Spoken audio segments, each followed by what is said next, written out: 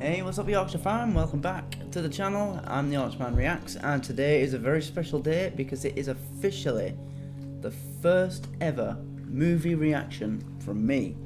And as I asked on the channel, I said that I did a poll asking if you guys would like to see me do a reaction to the movie Stand By Me. Of course this will be going on the Patreon first, and then when I figure out how to edit it, it'll go on the channel. Yeah boy. Yeah, I wanted him with me for this special moment. So, because this is going to be a long one anyway, because it's a movie, let's just get into it, yeah? So, I'm going to give him these treats for being a good boy. Good boy. So, you jump down, pop in and out whenever you want, boy, there's more treats there. And we're going to do this. So,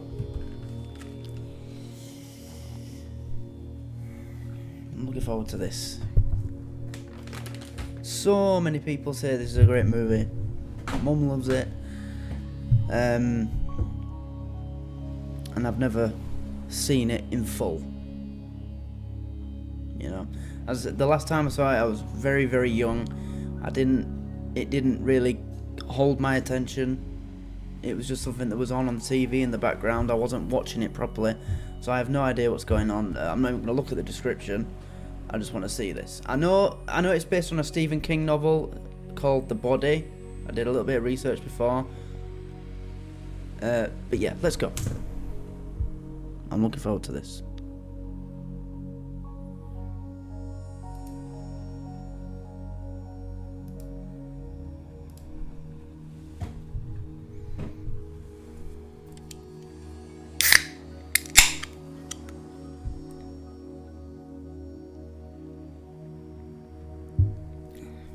Stand By Me. I like the song Stand By Me. When the night is calm and the land is dark,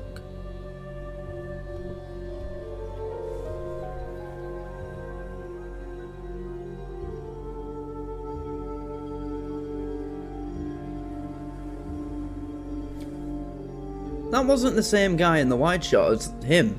That's Richard Dreyfuss. That other guy wasn't Richard. Anyway, 1986, low budget. I'm not even going to complain about. Attorney Christopher Chambers fatally stabbed in restaurant. Okay.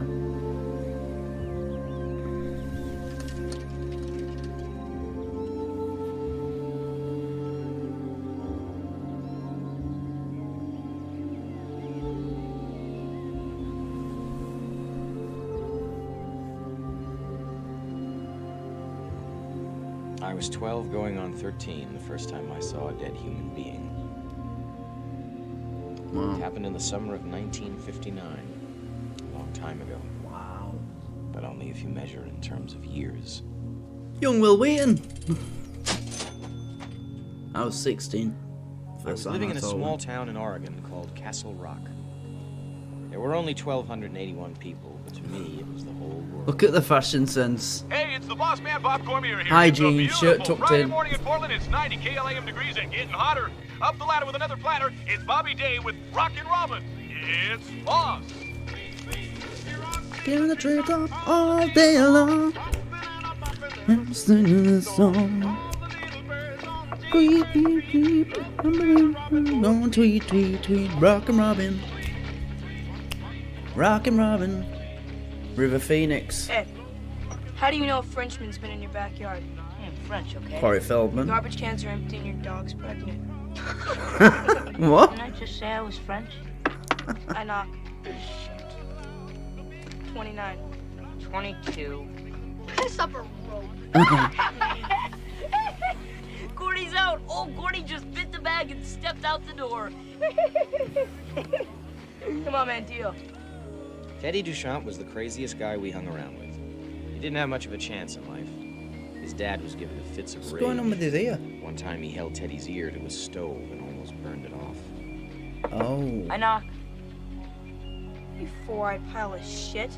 Pile of shit has 1,000 eyes. Okay. What's so funny? Come on, I got 30. What have you got? 16. Go ahead. Keep laughing. You're down to your ride, pal. Chris Chambers was the leader of our gang and my best friend. He came from a bad family, and everyone just knew he'd turn out bad. Chris. It's not the secret knock. I forget the secret knock. Let me in. Burn. Come on, you guys. Open Burn. Oh man, you guys are not gonna believe this. This is so boss. Oh man, wait to hear this. Wait to hear this. You won't believe it. It's unbelievable. Let me catch my breath. Is that? I can't. The cast list was there when I looked it up, and I saw the names, but I can't remember all of them. But isn't that the guy out of Kangaroo Jack? What's his name? Jerry something. It is, isn't it? It must be. It looks like him. I think I remember seeing a Jerry in the cast list. I think it is. I ran all the way from my house. I ran all the way home. Come on, you guys listen to me. This is boss. Come on. Sorry. Okay, forget it. One sec.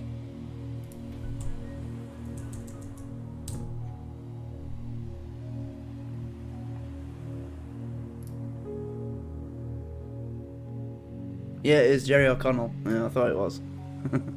I have to tell you nothing. Hold on, you guys, hold on. What is it, man? Okay, great. You won't believe this. Sincerely, I ran all the way. What is it? Can you guys camp out tonight? I mean, if you tell your folks we're gonna tent out my back field. Yeah, I think so. Except my dad's kind of on a mean streak. You know, he's been drinking a lot lately. You got you, man. Sincerely, you won't believe this. Can you, Gordy? Yeah, probably. So what are you pissing and moaning about, Verno? I knock. What? You liar, you ain't got no pad hand. You didn't deal yourself no pad hand. Make your draw, shit heap. You guys wanna go see a dead body? Oh. Well, I was under the porch digging, you know? We all understood what Vern meant right away. At the beginning of the school year, he had buried a quart jar of pennies underneath his house. He drew a treasure map so he could find them again. A week later, his mom cleaned out his room and threw away the map. Oh no. Vern had been trying to find those pennies for 9 months. 9 months, man. He didn't know whether to laugh or cry. No. Jesus Christ, Billy, we gotta do something. Why? Who cares? We saw him. So? It ain't nothing to us. The kid's dead, so it ain't nothing to him neither. And who gives a shit if they ever find him? I don't. It's that kid they were talking about on the radio. Brocker, or Brower, or Flowers, whatever his name is. The train must have hit him. They fucking did. We had all followed the Ray Brower story very closely Ray because he Brower. was a kid our age. 3 days before, he had gone out to pick blueberries, and nobody'd seen him since. I think we should tell the cops. You don't go squawking to the cops after you boosted a car, you idiot. They're gonna want to know how the hell we got way out on Back Harlow Road. Now they know we don't got no car. It's best we just keep our mouths shut, and then they can't touch us. Look at his nose on the fence like. They trace those calls, stupid. I seen it on Highway Patrol and on Dragnet. Right. I just wish we never boosted that goddamn Dodge. I wish Ace had been with us. Could have told the cops who was in his car. Well, he wasn't. We're gonna tell him? We're not gonna tell nobody. Nobody never. You dig me? I know the Back Harlow Road. It comes to a dead end by the Royal River. The train tracks are right there. Me and my dad used to fish for Cossies out there. Jesus Christ, man. If they would have known you were under there, they would have killed you. Could he have gotten all the way from Chamberlain to Harlow? That's really far. Sure. You must have started walking on the train tracks and just followed them the whole way. Yeah, right. And then after dark, a train must have come along. I'll smacko. Yeah. Hey, you guys. I bet you anything that if we find him, we'll get our pictures in the paper. Yeah, we can even be on TV. Sure, we'll be heroes. Yeah. I don't know. Yeah. Billy will know where I found out. He's not gonna care.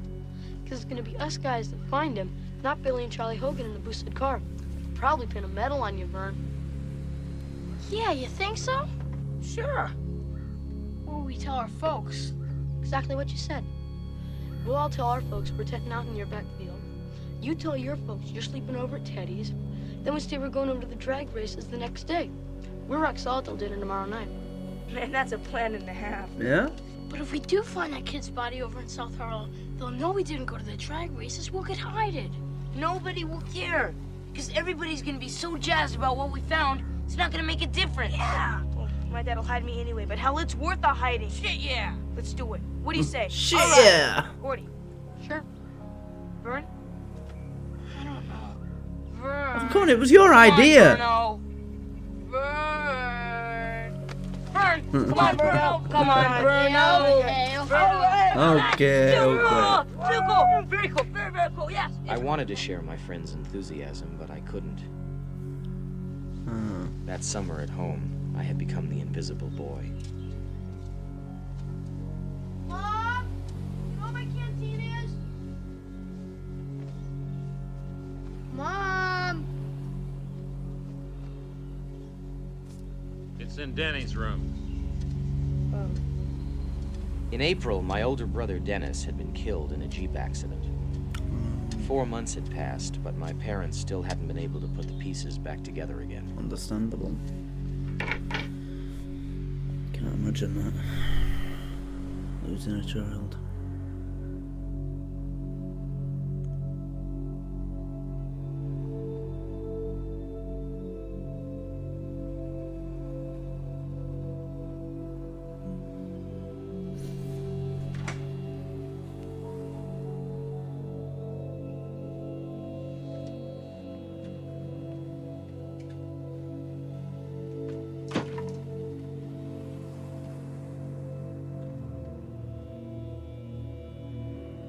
Poor kid. Gordy, I got something for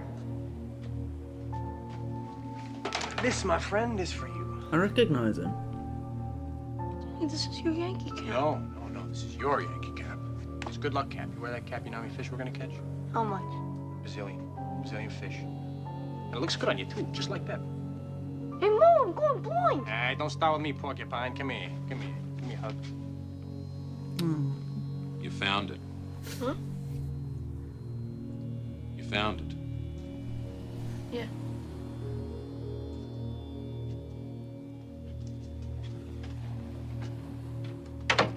Why can't you have friends like Denny's? Dad, they're okay. Sure they are. A thief and 2 thieves. Chris isn't a thief. He stole the milk money at school. He's a thief in my book. Parents. They never approve of your friends. It's just life, I suppose. Poor kid. 12 years old and dealing with that. It was almost noon as we set out to find the body of a dead kid named Ray Brower. Right here's cool. Hey, Chris. Thanks a lot. Sure thing. Gordo. Hey, man. You want to see something? Sure, what? Are you okay? Yeah, I'm fine. Come on, man. What is it? You gotta see this. Come on, man, what is it? Come on, what is it?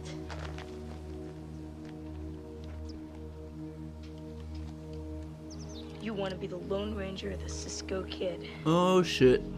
Talking, Jesus. Where'd you get this? Copied it from my old man's bureau.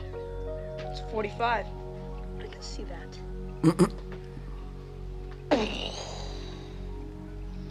You got shells for it? Yeah. I took all that was left in the box. Bad idea. Dad'll think that he used them himself, shooting at beer cans while he was drunk. Kids running around with a gun. Loaded? Hell no. What do you think I am? Jesus! Gordy did it! Gordy legit! Shoot! Hey, who did that? Shut up! Cherry bombs off out here. Oh no! Oh man, you should have seen your face. Damn. Oh, he's pissed off now. It's really fine. You knew it was loaded, you wet end. Gonna be Wet in end? trouble now that Tupper babe saw me. Shit, Gordy, she thought it was firecrackers. I don't. Oh my god, I haven't heard that in ages. Wet end. God, I remember calling people that on the school playground. What do you reckon? Did he know? Care, that was a mean trick, Chris. Hey, Gordy. I didn't know it was loaded. Honest. Really? I swear. Yeah, I swear. On your mother's name? Yeah. Even if she goes to hell because you lied? Yeah, I swear. Pinky swear? I love how Pinky swears more important than if your mum goes to hell because you laugh. Hey girls, where you going? Hey, come on, man. My brother gave me that. Now you're giving it to me. Give it to Oh, me. don't be a dick. Come on, man. That's mine. You real asshole, you know that? Yeah. Brother's not very polite, eyeball. Now, Christopher, I know you didn't mean to insult my friend. I know he didn't. Oh, so mean they're this. brothers. Right. That's why I'm gonna give him the opportunity of taking it back. Oh, shit. Jesus! Oh, come on, man. Stop it. You're hurting him. Bastard, let go, man. Stop it, man. Shit. back, Cut it out. kid. Oh. Cut it out. Back. Okay, I take it back.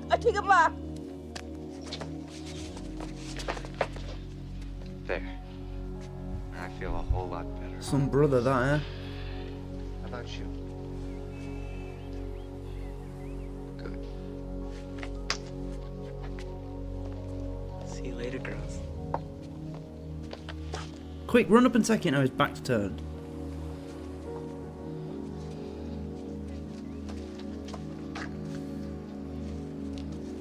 Come on, just forget him. Oh, God.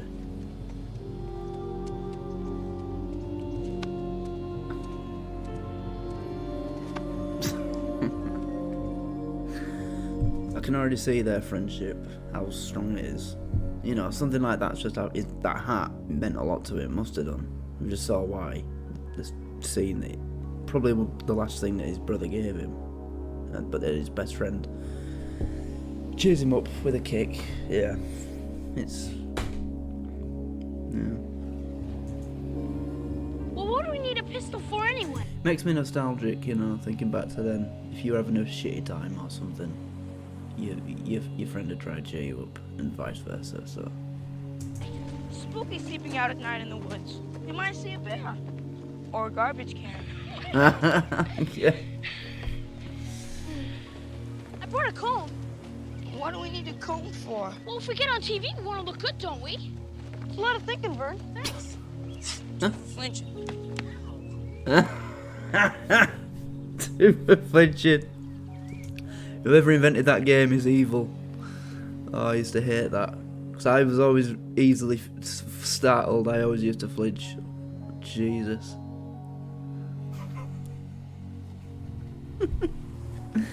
Not just at school either. Oh, the bruises I had on my arm. I swear, one time this teacher actually asked me, is something going on at home? Because my arm was covered in bruises, because I always used to flinch. I hated it. How far do you think it's gonna be? If we follow the tracks all the way into Harlow, it'll be about 20 miles. Sound about right to you, 20 Woody? miles, wow. Yeah, it might even be 30. 20 miles, maybe 30, that's from here to Leeds. Jesus, that's a long way. To me, to a 12-year-old, it's nothing, is it? But to me, that's a long way to walk. Gee, maybe we should just hitchhike. That'd be me. Wait, that sucks. Why not? We could go out to Route 7 to the Shiloh Church, then down the back Harlow Road. We'll be there by sundown. That's pussy. Hey, it's a long ways. Did your mother ever have any kids that lived? What do you mean? What do you mean? I'm gonna use that. If I ever have someone say being boring, I'll be like, do you have a... Yeah. We'll travel, reach the card of a man. A knight without armor and What a nice place. His fast gun for hire, he's the calling wind. A soldier of fortune, he's a man called Paladin. We'll get the fill up at the junkyard. My dad said it's a safe well.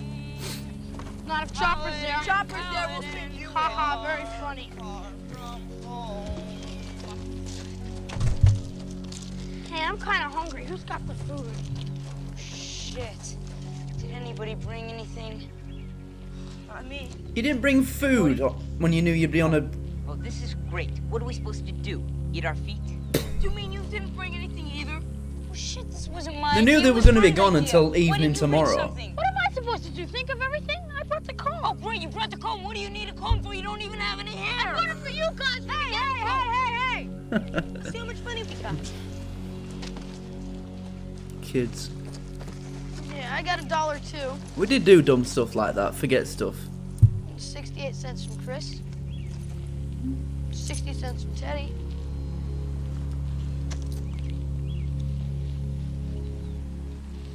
$7 for. I haven't found my pennies yet. Well, 237's not bad. Quita Cholos is at the end of that little road that goes by the junkyard. I think we can get some stuff there. Train coming. Geronimo! 237 in 1959. That, I mean, £2.37 in 1959 is a lot of money. My grandmother, you know, when she's telling me about back then, she had a job in the market, and she used to get paid 50p a week in the 50s. Or was it 50p a day? Oh no! She'd go out when she went to work. She'd go out with 50p. That'd get a bus fare into town and back home. And it'd get fish and chips or something. I can't remember exactly. It's something like that though. She either used to get paid 50p a day, or it used to get her a bus fare home to work and back and fish and chips, something like that. So yeah, they should be able to get some food for that, even though it's dollars. Come on, Teddy. No. I'm gonna dodge it. What are you doing? What do you mean you're gonna dodge it? Come on, Teddy, man. Oh shit! This You is have how to kids crash get killed. Crazy. Train dodge. Dig it. No, if you do this, they'll be digging you a grave.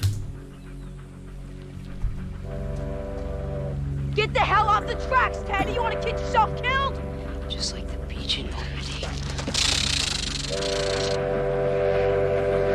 Yeah, he's not gonna move. Come on, Get no, him. no, come on, yes. Come on, someone does this right there.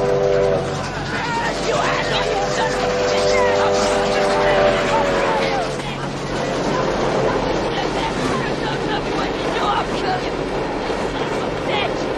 I'm just trying to save your life, man. You want to kill yourself? Is that what you want, goddammit? You're trying to kill yourself! We did.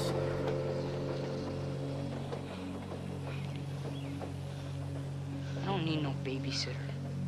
You do too.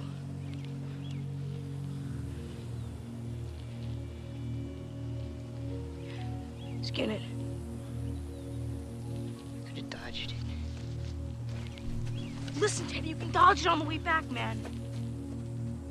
Peace. Skin it.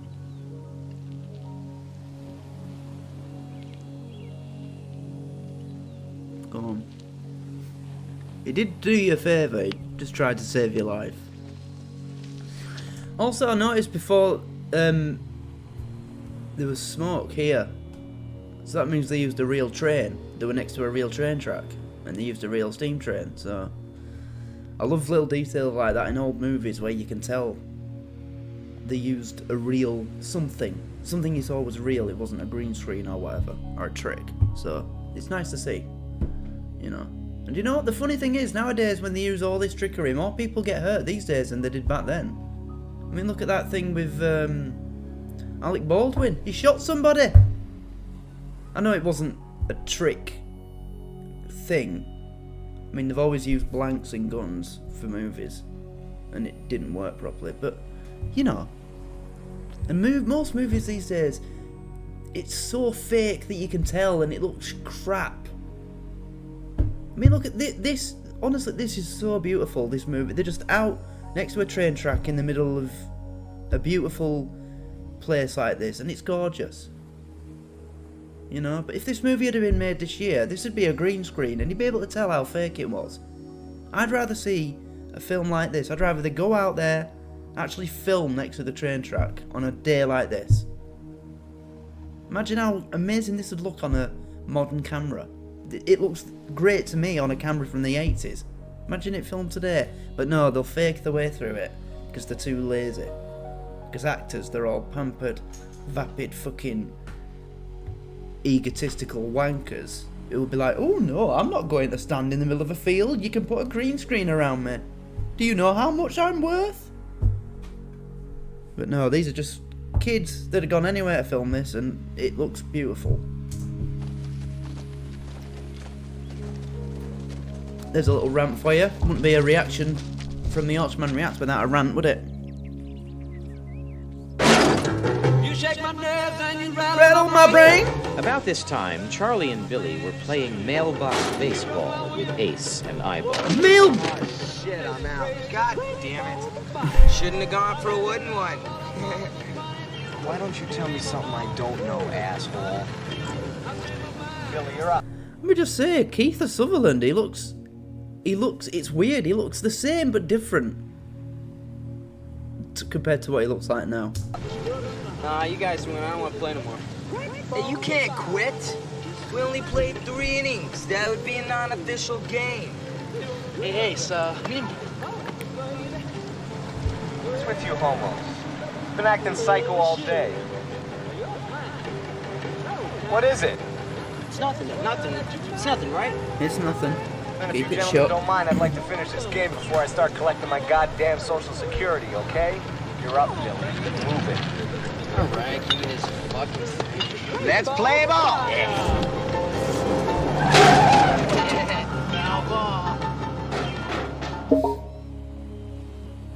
What was that?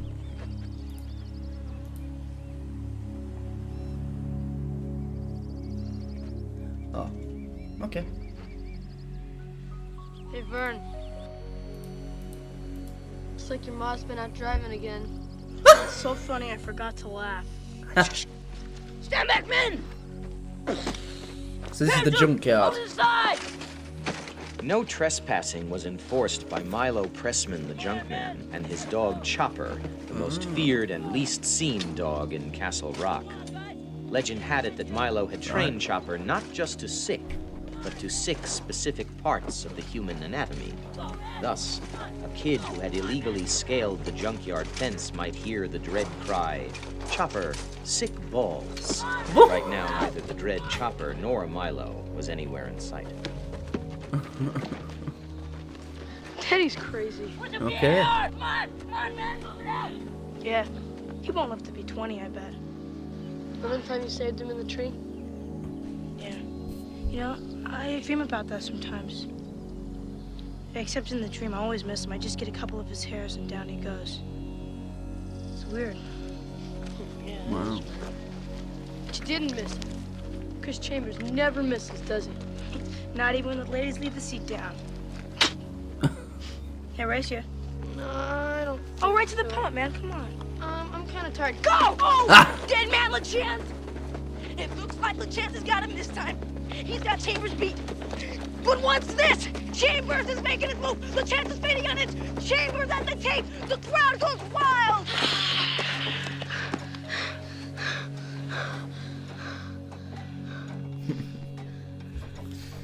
This is just, you know, this seems so natural. It's not like watching a movie. It's like these 4 have actually gone on this trip and someone's just following them around with a camera, but they can't see the person or the camera. You know, it's so clearly obvious that when they were making this movie and putting the cast together, they didn't get these 4 lads together and then start filming. There was obviously a lot of time before they started, after they got the cast, and these 4 spent time together and built a real friendship, a real bond. You can just, it's just coming off them so much. It's so clear to see, you know. Another example with modern movies, you can tell that the cast, the only time they spent together is when they're filming. They haven't spent time off set to talk to each other, get to know each other, stuff like that, and build a bit of a relationship. But with these 4, you can tell that there definitely is a friendship there, because the chemistry, it's just so natural. It's not forced, you know. It's not like watching 4 actors forcing themselves to look like they're friends with each other.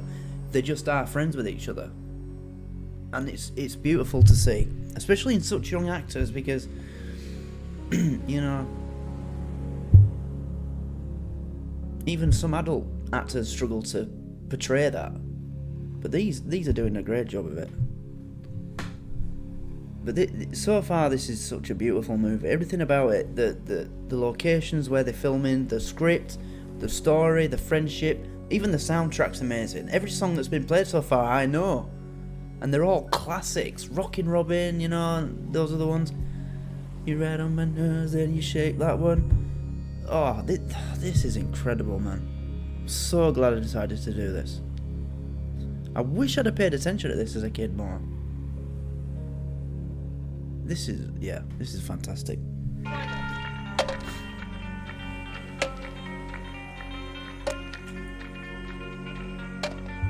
You guys been watching the Mickey Mouse Club lately? Yeah. I think Annette's tits are getting bigger. Think so? Yeah, I think so. Yeah, I think he's right. I've been noticing lately that the A and the E are starting to bend around the sides. I've no idea what they're talking about. I never watched the Mickey Mouse Club as a kid. We didn't get it. I mean, when I was a kid, as I said, I've told you during the Still Game reaction where Jack gets Sky. In fact, it's Hatch, my favourite episode, Hatch. I told you that my grandparents got Sky first out of everybody in the family. So when I went up to stay there, it was brilliant because I could watch anything. And the one channel that they got for me was Boomerang. And that was all Scooby-Doo and stuff like that. But Mickey Mouse Club was never on it, so I don't know what it is. I know it's Mickey Mouse, but I've never seen it. This is really a good time. You must. That is the most 12-year-old thing ever. Annette's tits are great, you know. That just reminds me of when we were 12 years old and we'd talk about stuff like that. We'd just like, oh yeah, her tits are great, you know. Just, we had no idea what we were talking about. We thought that's what we were supposed to say about stuff like that, but we didn't know what we were supposed to say to sound cool. And like, you know, it's so natural. Whoever wrote this script is a genius. Oh, blast. Vern didn't just mean being off limits inside the junkyard, or fudging on our folks, or going on a hike up the railroad tracks to Harlow. He meant those things, but it seems to me now it was more, and that we all knew it. Everything was there and around us. We knew exactly who we were and exactly where we were going. It was grand. That is exactly the phrase I'd use to describe what it feels like to be a kid. Because that's what it was. You know, everything you did with your friends, you knew exactly who you were and where you were going. Who can say that as an adult now? Life's so unpredictable as an adult, but when you're a kid, you know that nothing, well, hopefully, nothing's going to pop up to get in the way of what you're planning to do with your friends. And that's why it was so good being a kid, and why I think I can speak for pretty much every adult I know, and all you guys, that we would give anything to be able to go back in time and be kids again. Because it's the best time of your life. I don't care what anyone says. You know, any person that doesn't think that your childhood is the best part of your life, any other period of your life is better than your childhood, they're either lying or they're delusional. Great, spit at the fat kid, real good. What time is it? You're not that fat. I had fatter friends than you, and we didn't spit at them. Junkyard opens at 3. Chopper will be here. Ooh, sick balls. You go. You can pick us up on the way back. I'm not going alone. We should all go. I'm staying right here. Yeah, man, I'm not going. I'm not going going. anywhere. Girls, cool it. Girls. Okay. Odd man goes. That's you, Gordy. Odd as a god. Flippery, but... He's got a gun. Be careful. Teddy. 4 tails. Jesus. Oh, Jesus. I think I've got one of them coins here. Oh, come on, Vern. That doesn't mean anything. No, let's go again. No, man, Agucha.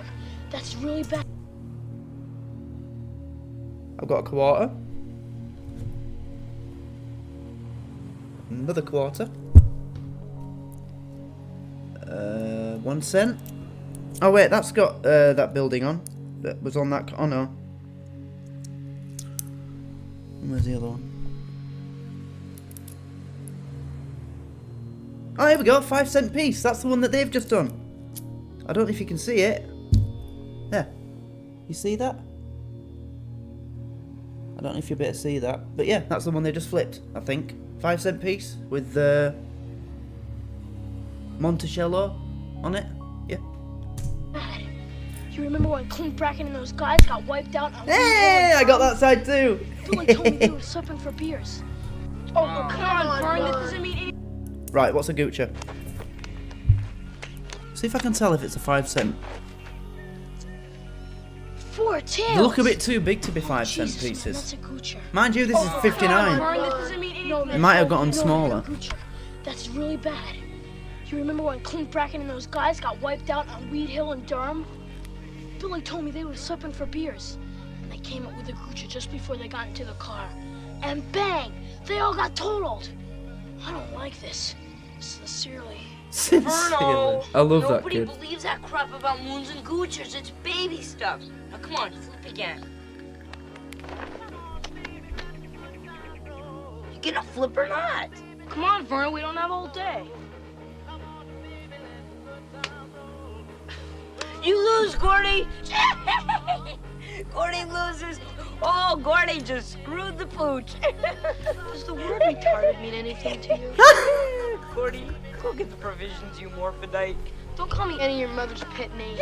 Ooh! What a wet end you are, LeChance. Well then. Shut up. I don't shut up. Shut up. I Grow up. And when I look at you, I throw up. We used to do that. We used to do that. Yeah. Yeah, we used to say that to each other when we were kids. Oh, this is so good, so nostalgic. Even though it's American, you'd think it'd be very different to the sort of stuff that we said and did as a kid. You know, the jokes and the banter that we had. But it's not. It's very similar. Wet end, that bit they just did there. Oh, it's so good. It makes me feel so nostalgic and miss so much being a kid. Just, just the best time. And your mother goes around the corner and she licks it up. Finding new and preferably disgusting ways to degrade a friend's mother was always held in high regard. Yep. Oh my god, the things that we used to say about each other's mothers when we were kids. Oh my god. I'm convinced that some of us are going to hell. Some of us are going to hell for the things we said about our mothers.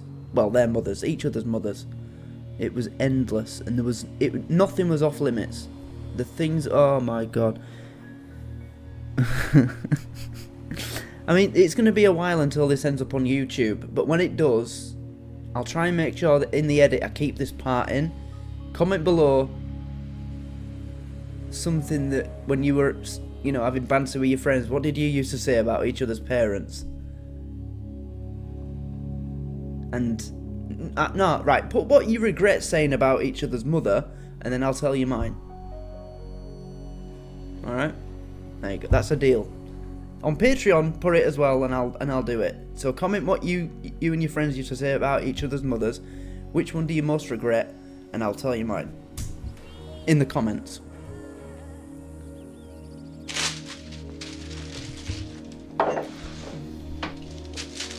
Three Cokes. In glass bottles too. He's getting this for... You Danny LeChance's brother? Yes, sir. Shame what happened to him. Well, yeah. The Bible says in the midst of life we are in death. Did you know that? I lost a brother in Korea. You look like your brother, Danny. People ever tell you that? Sometimes. I remember the year it was all conference. Quarterback he played. Boy, could he throw. Father, God, Sonny Jesus.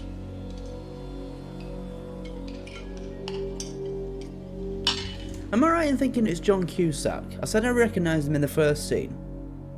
Is it John Cusack? I think it is, isn't it? Could be some scouts at the game tomorrow. I don't know, Pop. Dad, can I have the potatoes? That's what I hear, son. Are you gonna see Jane after the game? I think she's a lovely girl.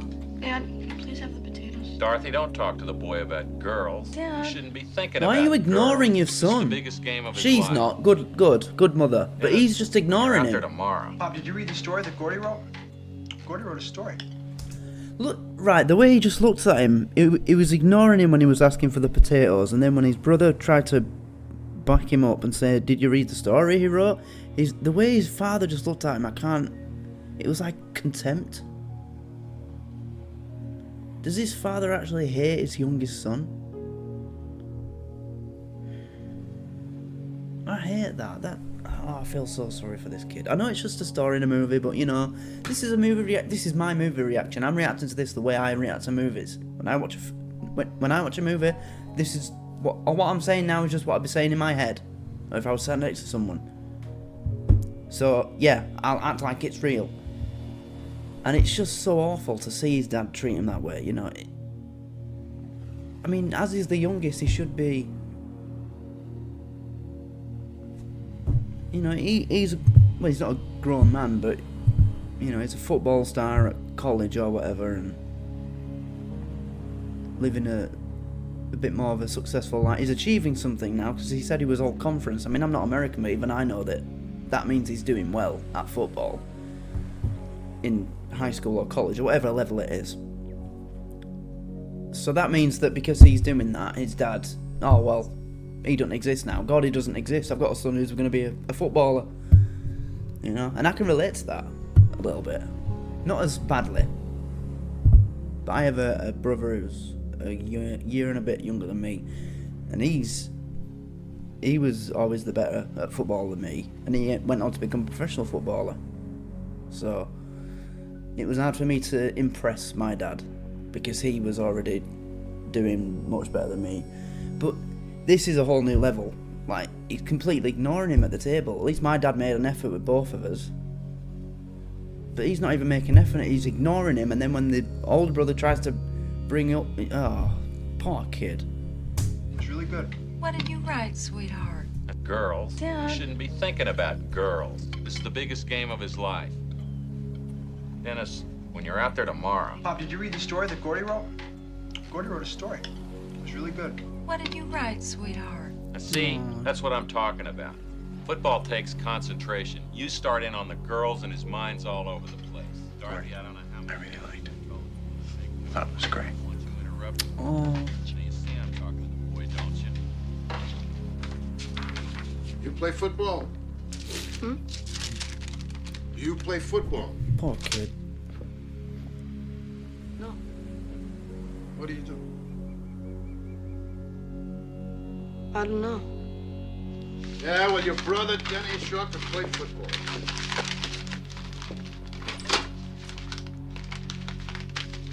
Here you go, kid, $1.50 a ham.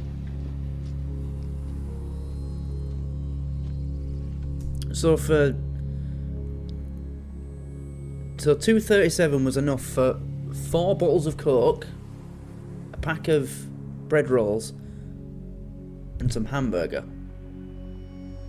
Jesus Christ. Do you know, I'm not even joking. So when this does go on the channel edited, for the Americans that watch this, to buy a single bottle of Coca-Cola in glass bottles in the UK, because the glass bottles are now more expensive than the ones in plastic bottles, because that's the classic, isn't it? Oh, also, our Coke in glass bottles, tiny. I think they're 300 millilitres, and that's the biggest you can get in the glass bottles. But to get one of those in this country, I think it's about £2.50. I think that's about I don't know. Let's carry on. Oh shit.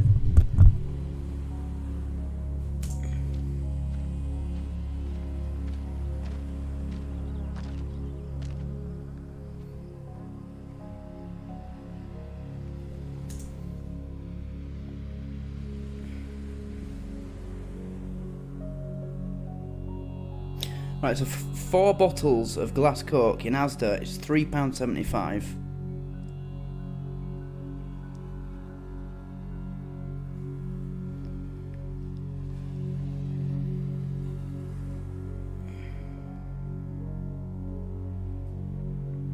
That's $4.52 for 4 glass bottles.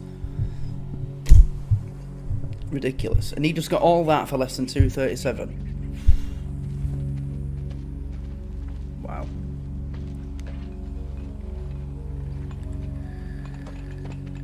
Oh shit! Hey, you kid, what are you doing there? Come over here. Run, run, run, run. God damn it, I'll stick my dog on you! Oh no. Run, Gordy! Chopper! Sick him, boy! Now he said sick 'em boy, but what I heard was chopper sick balls.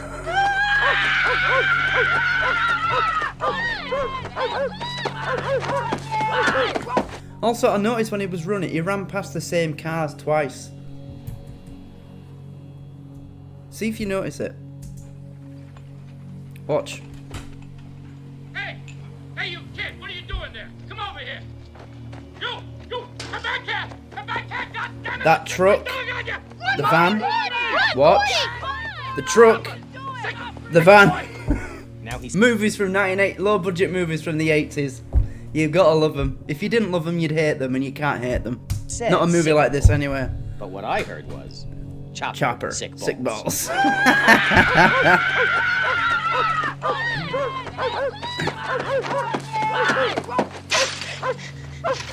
He's terrified. Oh, That's Chopper. that don't look like a junkyard dog. Lesson in the vast difference between Is that a golden retriever? That's not gonna hurt anybody. Retrievers are beautiful animals. They're so kind and loving. You can't. I don't think it'd be possible to train a Labrador or a retriever to hurt someone. It's very rare that they ever turn or hurt anybody. That is not a junkyard dog. You need a Doberman or a Rottweiler or a German Shepherd. myth and reality. Yeah. Come on, Chubby. Kiss my ass, Chubby. Kiss my ass. Come on. Bite shit. Bite shit. Come on, Choppy. Sick balls, Choppy. Stop teasing that dog, you hear me? Stop teasing him! Sonny, I'm gonna beat your ass teasing my dog like that. Yeah, like she tried to climb over his fence and get me fat ass. Don't you call me that, you little tin weasel peckerwood loony son. What did you call me? I know who you are.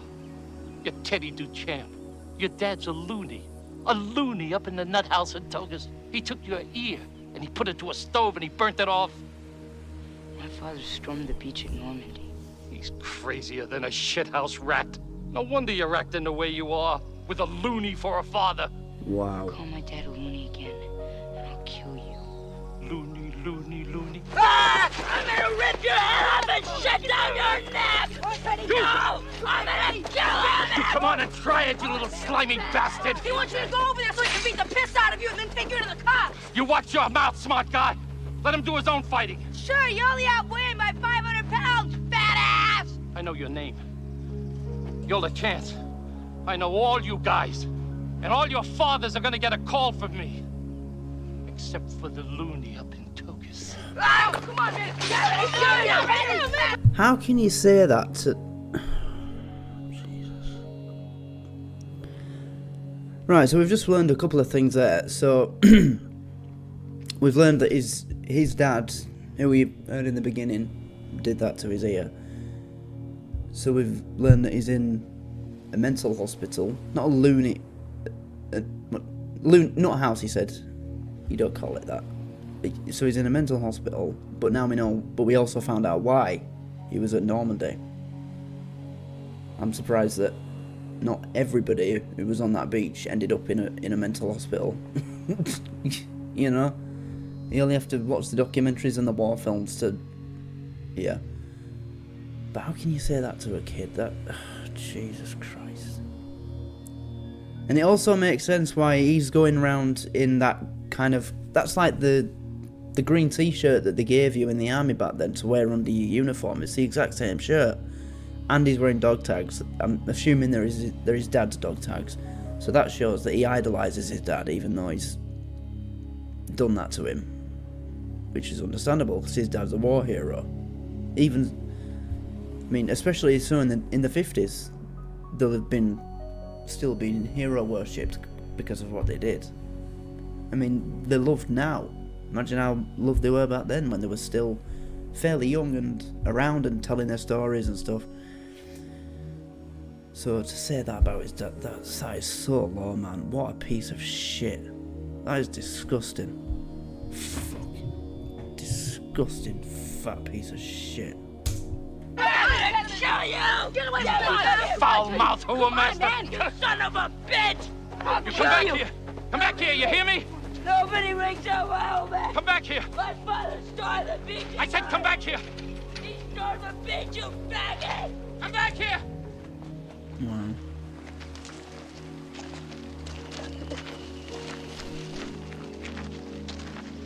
We showed him. Thought we're a bunch of pussies. You raped my old man. I wondered how Teddy could care so much for his dad who practically killed him, and I couldn't give a shit about my own dad who hadn't laid a hand on me since I was 3. And that was for eating bleach under the sink. Yeah, well, for Gordy, it's a bit different. His dad's hurting him in another way. Maybe not a physical way, but you know what I'm saying. So it's understandable why he doesn't give a shit about his dad, because he, as far as his dad's concerned, he doesn't exist. When he's even whether his brother was when he was alive or now that he's dead, poor kid. So far then we've learned that these 3, they're all struggling with family problems, but we haven't heard anything about Vern yet. His parents haven't even been mentioned. Is there a reason for that? Will we find out about his parents? Is he struggling the most? Is that why we haven't heard anything about his parents yet? Because first, well, no. So when they were in the treehouse, he said that he comes from a bad family, and everyone knew he turned out bad. Blah blah blah. His brother's a piece of shit. We saw that. No. Then it went to Gordy at the house. His parents are depressed. They lost a son. Blah blah blah. And then we saw Chris's brother, who was an arsehole. And he also said in the treehouse that his dad had given him a hiding anyway. So I'm assuming his dad hits him all the time. And then we found out about... what was it? Yeah, and then the flashback at the table.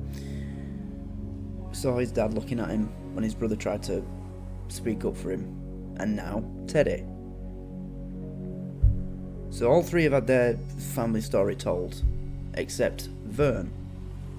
Is that because he's going through the worst situation? I hope not. These are all good kids. None of them deserve to be going through it, but I hope that that's not why we haven't heard anything about him yet. Break my old man. Why do you care what a fat old pile of shit like him says about your dad? He still stormed the beach at Normandy, right? Yes. Forget it. You think that pile of shit was at Normandy? Forget it, alright? You don't know nothing about your old man. He's just dog shit. Whatever is between you and your old man, he can't change that. Forget it, all right? Just forget it.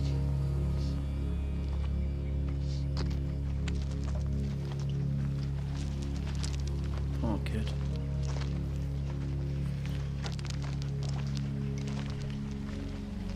Have gun will travel, reads the card of a man. A night without Not the time, Vern. Not the time, buddy. No. He was just trying to break the tension, though,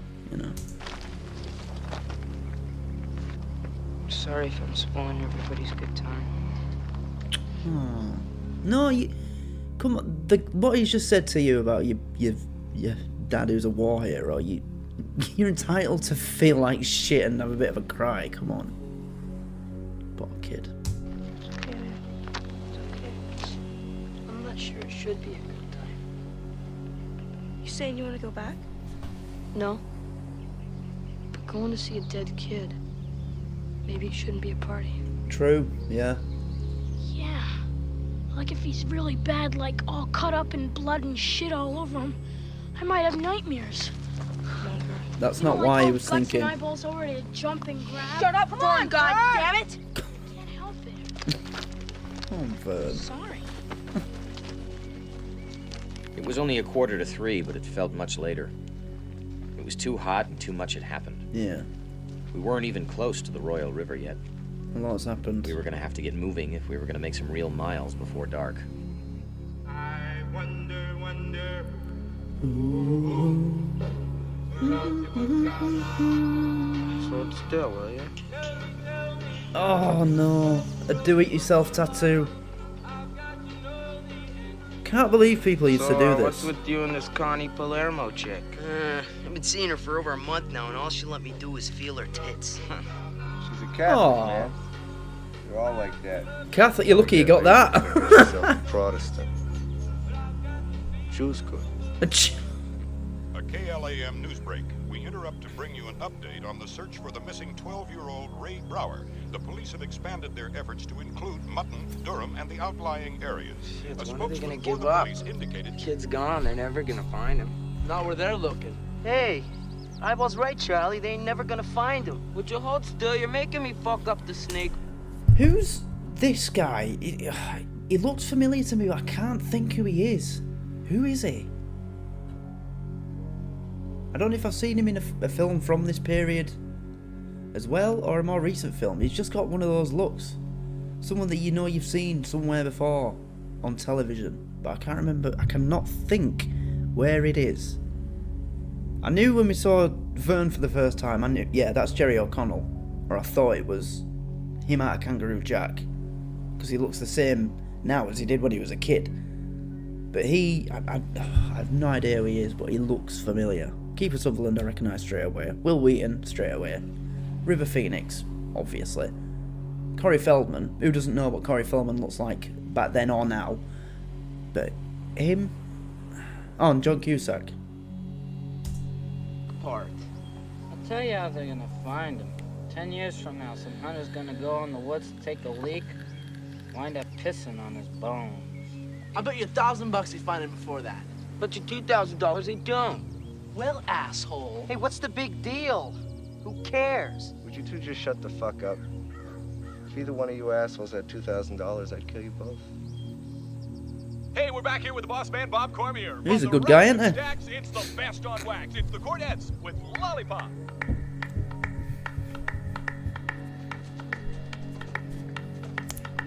Lollipop, lollipop, oh, lolly, lolly, lolly, lollipop, lollipop, oh, lolly, lolly, lollipop, lollipop, oh, lolly, lolly, lolly, lollipop. Doo-dum, boom, boom, boom. What a soundtrack. Wow. Just endless classics. Hey, I got some Winstons. Hucked them off my old man's dresser. One apiece for after supper. Yeah, that's cool. Yeah. It's when a cigarette tastes best. After supper. Right. Yeah, that was me as a kid. That was the one time I always made sure I had a cigarette when I was sort of this age, after a meal. That's when you enjoyed it the most. Do you think I'm weird? Definitely. No, man, seriously. Am I weird? Yeah, but so what? Everybody's weird. Good answer. That's true. Everybody's weird in their own way. I'm sure you've already seen my way. Everybody's weird in at least one way. Everybody. So don't worry about it, Gordy. And it's not why you're weird, it's why you're unique. Unless you like dressing up in your sister's clothes. Well, you don't have a... You know what I mean. I'm not getting into that, though. Yeah, no politics on the channel. Shit, I forgot. Let's just carry on. I'll edit that out for the YouTube version. You ready for school? No. Junior high. You know what that means. Junior high. So they're really young, aren't they? Next junior won't be split up. So they are supposed to be talking about about? 12, 13, all of them. It's not gonna be like grammar school, that's why. You're taking your college courses, and me, Teddy, and Vern, well, we'll be in the shop courses with the rest of the retards making ashtrays and birdhouses. Don't give up on yourself, Chris. You're gonna meet a lot of new guys. Smart guys. Meet a lot of pussies is what you mean. No, man. Don't say that. Don't even think that. I'm not going in with a lot of pussies. Forget it. Well, then you're an asshole. What's asshole about wanting to be with your friends? It's asshole if your friends drag you down. You hang with us, you'll just be another wise guy with shit for brains. You think Mighty Mouse could beat up Superman? What are you, cracked? Why not? I saw the other day he was carrying 5 elephants in one hand. Boy, you don't know nothing. Mighty Mouse is a cartoon. Superman is a real guy. No way a cartoon could beat up a real guy.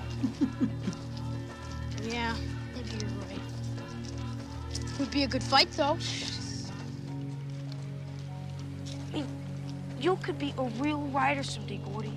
Fuck writing. I don't want to be a writer. It's stupid. It's a stupid waste of time. That's your dad talking. Bullshit. Yeah. Bull true. Yeah, I bull know how your true. dad feels about you. He doesn't give a shit about you. Danny was the one he cared about. Don't try to tell me different. Yeah.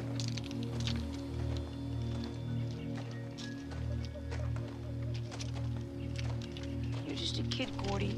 Oh, gee, thanks, Dad. Wish the hell I was your dad. You wouldn't be going around talking about taking these stupid shop courses if I was. It's like God gave you something, man. All those stories that you can make up. And he said, this is what we got for you, kid. Try not to lose it. But kids lose everything unless there's someone there to look out for them. And if your parents are too fucked up to do it, then maybe I should. Wow. Come on, you guys, let's get moving. Yeah, by the time we get there, the kid won't... Wow. That was deep. And you know, at the beginning of that conversation, Chris said, in with everybody else, they'll be stuck. Basically taking the course that the kids with no intelligence will be taking. But after that, what I've seen up to now, you know, after what happened to Teddy, and the way he's the most grown up out of all of them, you know, which to me indicates that he's one of the most intelligent out of all of them. You know, he always knows what to say and what to do in every situation. Whenever someone's been upset, pissed off, whatever, he said that, or done the right thing. You know, when after that confrontation, he was the one with his arm around Teddy.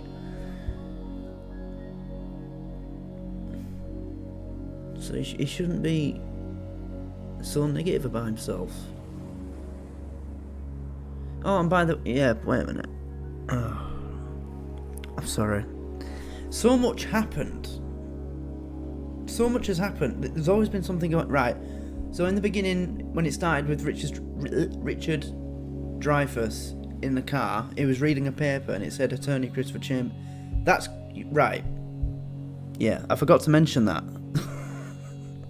Because it said Chris Chambers was my best friend. Yeah, but then when they were telling the stories and whatever, and then, do you want to go see a dead kid? I totally forgot about it. So yeah, so he obviously does grow up to be something. He becomes an attorney. So yeah, I am right in thinking that he shouldn't be giving up on himself like that, because he's the most mature and therefore very intelligent. So yeah, now I know that he grows up to become something very respectable and a lot better than what he thought he would. But now I also know that he gets stabbed. So it's kind of bittersweet. And he dies. Oh shit.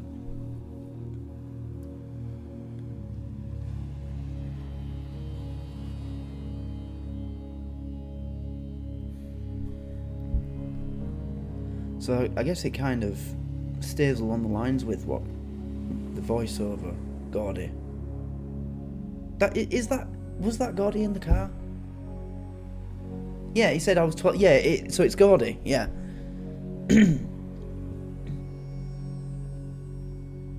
Yeah, it is. I became the invisible. Yeah, so that's Gordy. And he said everyone knew he'd turn out bad. So even though he got a good job, he does turn out in a bad way.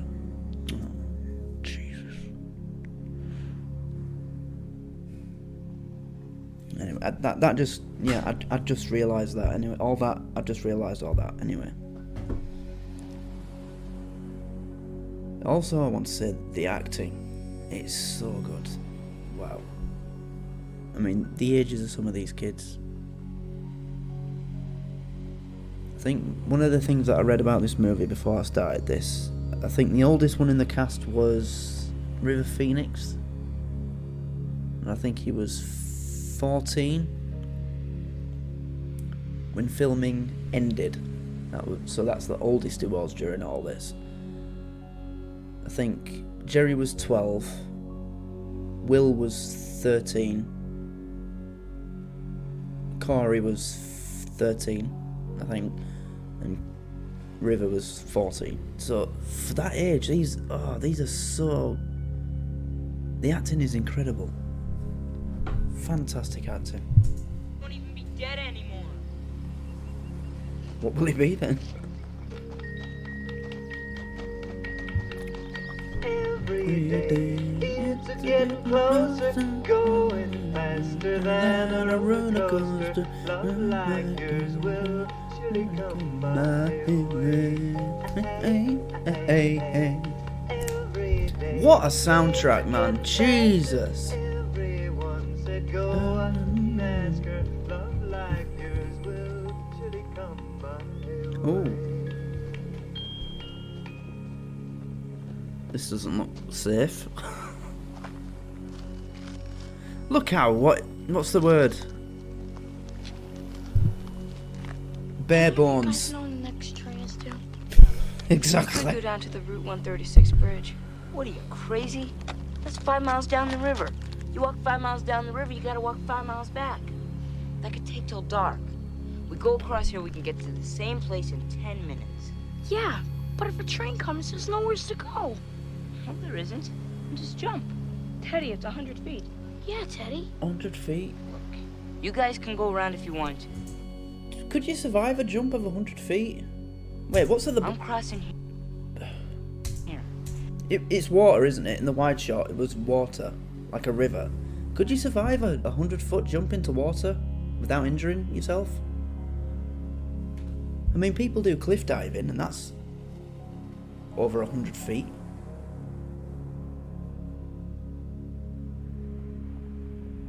Mind you, I suppose the problem you've got is getting out. And while you guys are dragging your candy asses halfway across the state and back, I'll be waiting for you on the other side, relaxing with my thoughts. You use your left hand or your right hand for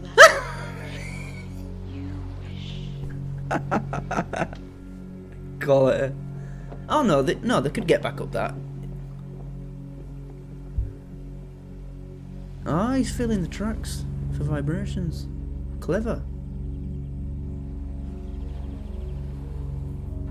Yeah, you could survive that. Oh, there's gaps. Oh dear. Oh no. As you may remember from the holiday episode, Still Game, when they were at the top of the CN Tower and they were looking through the glass floor. Oh, Vern, what are you doing? Stand up, you stiff. What's he doing? Look at him, he's like... Oh, the comb! Oh. Don't... Oh, gee, I thought we were going to fall through that gap then. You could survive that. Took no time for that comb to hit the water. Forget it. Yeah. No one will be bothered about the comb.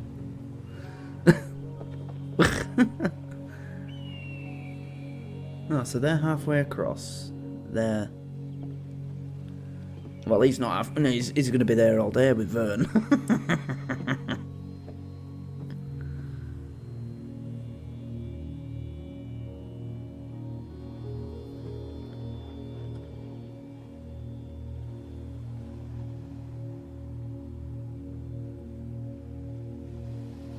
Oh, there's smoke. Oh, shit. Oh, no. Oh shit! I love Vern! Get up, Vern! Damn it! Get up! What are you doing, man? Oh, shit!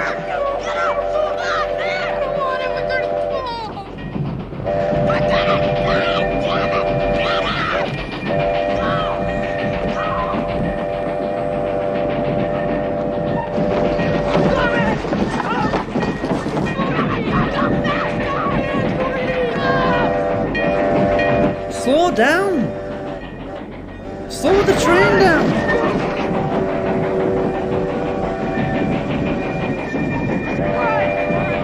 Move your ass back!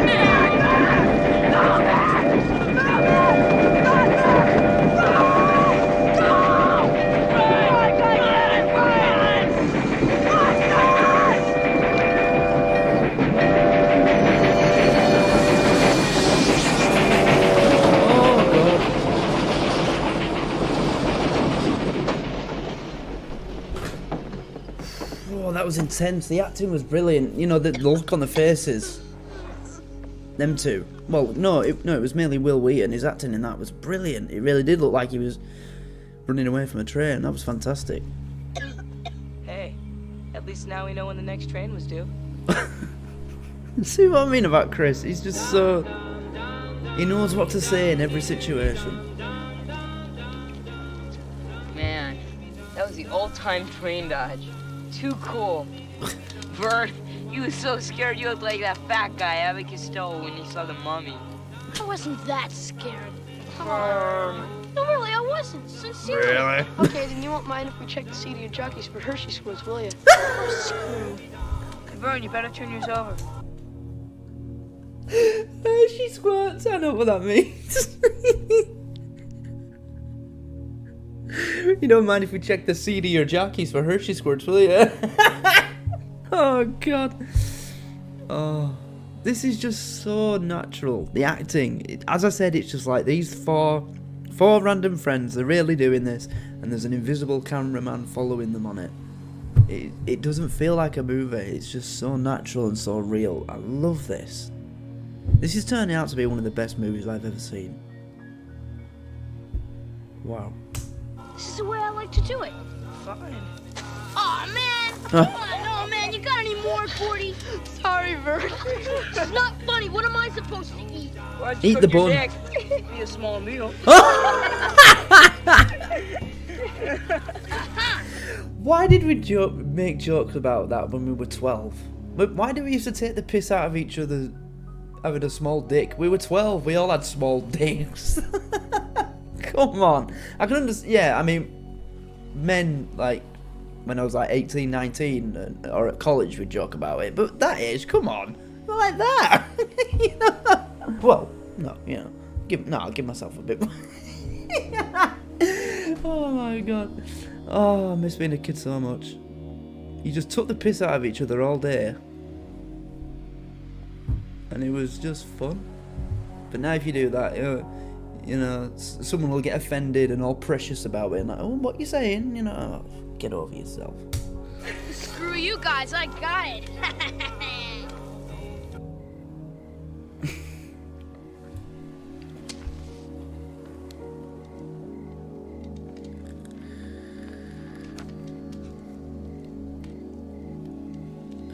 Nothing like a smoke after a meal.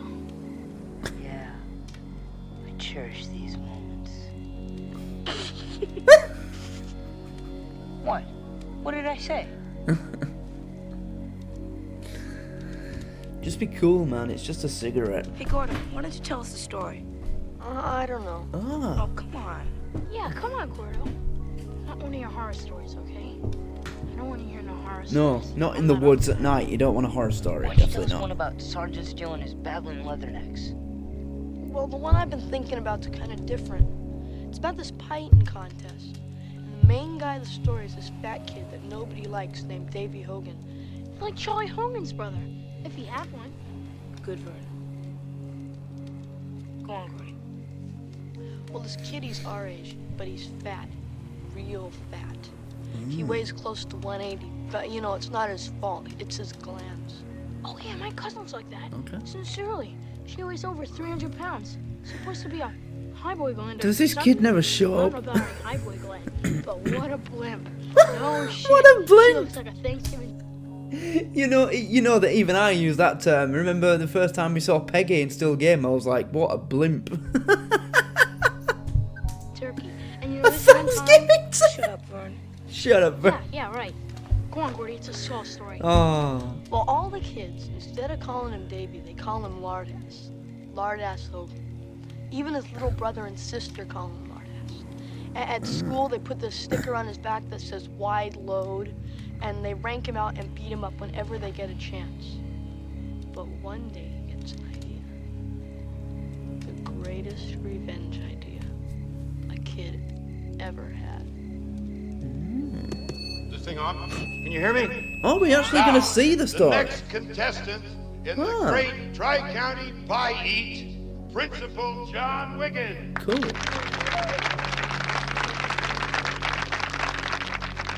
Why is the people with And our celebrity contestant from KLAM in Portland, the boss man himself, Bob Cornell.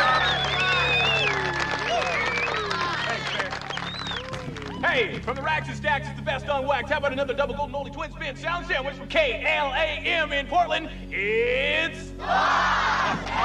Oh, it's the guy off the radio. A newcomer to the fight, but one we expect great things from in the future, young Master David Hogan. Oh, it is big. Oh! Are you all right, young man? Hey, Lardass, how was your trip? I hear you got a big appetite, Lardass. Don't even think about winning this. Boy, are you fat. Don't pay any attention to those fools, Lardass. Just Davey. Boom, baba, boom, baba. Boom, baba, boom, baba, boom. And now... I'm not going to take the moral high ground, because when I was younger, yeah, all of us, but mostly me, we used to make fun of bigger people. I still do to a certain degree, but not if it's not their fault. But if it's someone who's purposefully made themselves that way, then yeah, to me, they're fair game. I couldn't give a shit. Sorry if you don't agree with that, but that's how I feel. If you're like that Nick Cado twat who's actually put on like 20 stone for views and shit, if you're like that, you deserve everything you get. The one you've all been waiting for. The 4-time champion, our own Bill Travis. Ah, he's the champion. That's why it was like, don't even think about winning. I got 10 riding on you myself, Billy boy. All right, are you ready? Hands behind your backs, gentlemen. Drum roll. Hey, Lardass, chow down, wide load. Chow down, wide load. Go! What the fuck was that laugh? Drum roll. Hey, Lardass, chow down, wide load. Go! I love that, I'm sorry. I don't know why that just tickled me so much. Hey up, referee.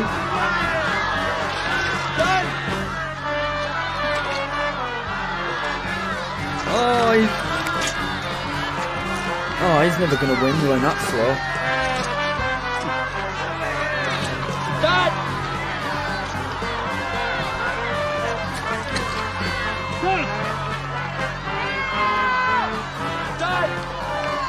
I think he's winning. You better brace yourself if you want to hold out, boy.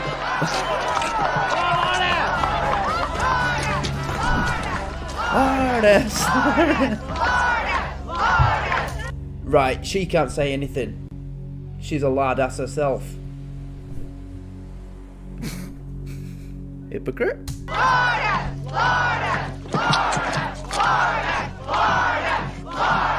What the audience didn't know was that Lardass wasn't really interested in winning. What he wanted was revenge. Yeah, but you said that, but what's he gonna do? Right before he was introduced, he'd gotten ready for it.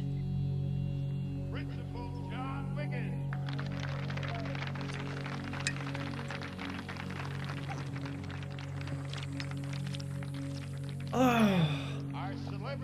Isn't that the stuff pregnant women drink for some reason? I don't know what.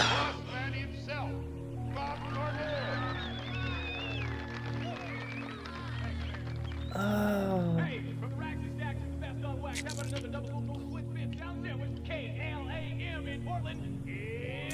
Why? Is he? Well, the only reason I can think of why he's necking a bottle of castor oil and then cracking a raw egg, swallowing a raw egg, is he going to make himself sick? Or is it going to make him fart? And this is a kid's story, so whatever his revenge plan is, it's going to be overly exaggerated, so because of the egg and the oil, is the story gonna be in a kid's mind that he'll fart but it'll gas out everybody in the tent? I don't. Done! Diving into his fifth pie, Lardass began to imagine that he wasn't eating pies. He pretended he was eating cow flops and rat guts and blueberry sauce.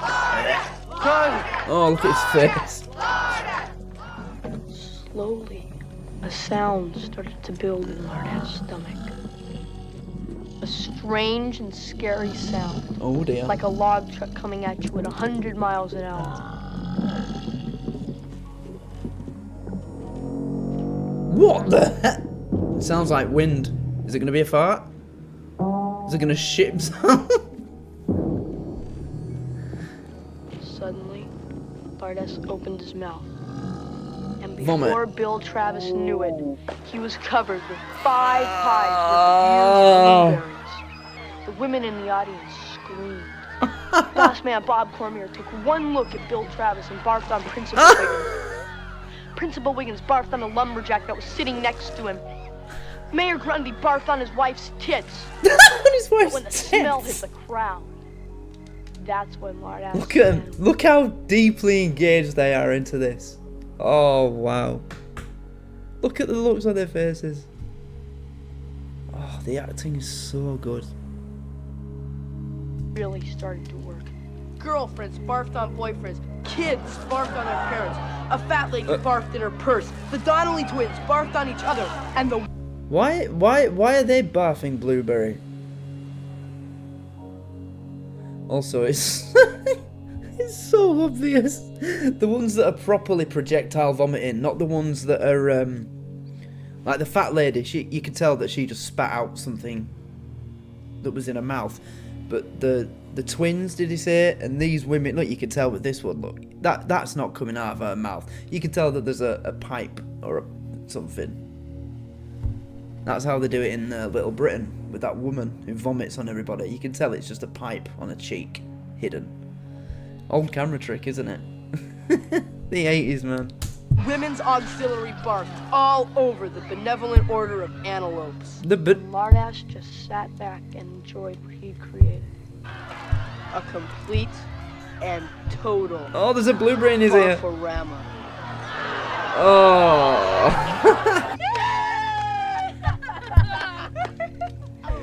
Oh man, that was the... Oh my god. The acting in this, it's getting to me, man. That nearly made me cry. After they cheered and it cut back to Gordy, there was just a look on his face like, wow, they really thought it was good. They enjoyed it. Like he was surprised that they did. Wow. The acting is just so amazing in this. It's beautiful.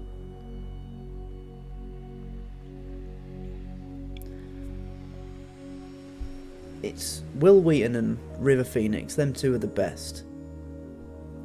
It's just so sad that River, he died far too young. But look at his brother. His brother is an amazing actor. I know that, and I haven't even seen any of his movies. But I know how good he is. I know he was the Joker, and everybody loved him in that. Yeah, Joaquin Phoenix. And there's another one, isn't there? I think there's 3 brothers from the Phoenix family, but I can never remember who the other one is. I might be wrong. But the acting is just so good. Best, just the Wow. best. Yeah. That would happen. What do you mean? I mean, what happened? What do you mean what happened? That's the end. How can that be the end? What kind of an ending is that? What happened to Lardass? I don't know. He won. He beat Maybe everybody. he went home and celebrated with a couple of cheeseburgers. He sucks. Why don't you make it so that Lardass goes home and he shoots his father, then he runs away and he joins the Texas Rangers? How about that? I don't know. You could tell he's not a writer. Good like that. I like the ending. The barfing was really good. Yeah, it was. Perfect There's ending. one thing I couldn't understand. Did Lardass have to pay to get in the contest? No, Vern. They just let him in. Oh. I love how he said that so patronising and condescending. No, Vern, they just let him in. Oh my god.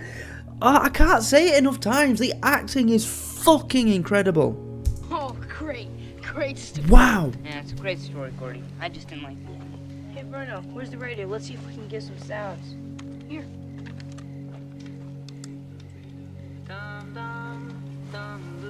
I'd have loved to have done this as a kid. Just sitting next to a campfire, Talked chilling into out. the night. The kind of talk that seemed important until you discover girls. All right. Mickey's a mouse. Donald's a duck. Pluto's a dog. Yeah, What's Goofy? a dog. If I can only have one food for the rest of my life, that's easy. I don't even know what they're from, but I know Goofy's a dog. Because, was it in Friends?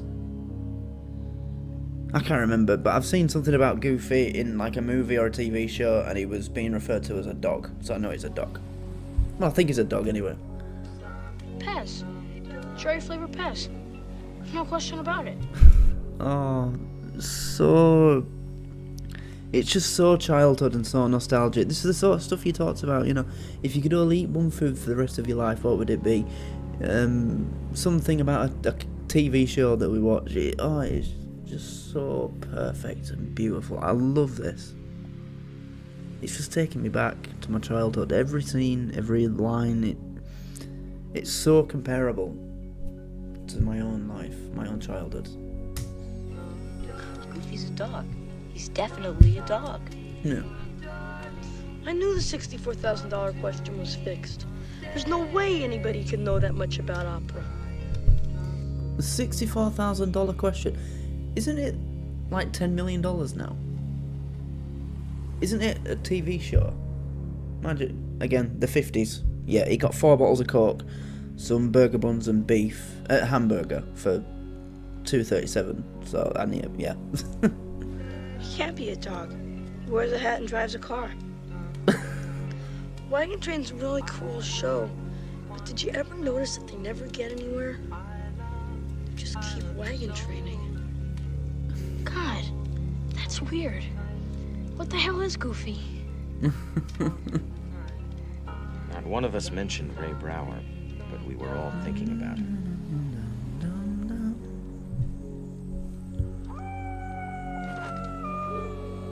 Oh my God.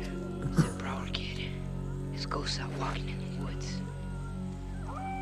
Oh, I hope not. I promise I won't hawk no It's a Stephen King adaptation. It could be. more dirty books. I promise I won't say no more bad swears. I promise I'll eat all my lima beans.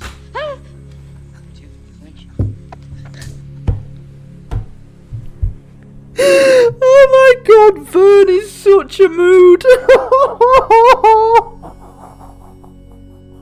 I promise I won't hack any dirty books. I promise I'll say no more bad swears. I promise I'll eat all my lima beans. Oh my god.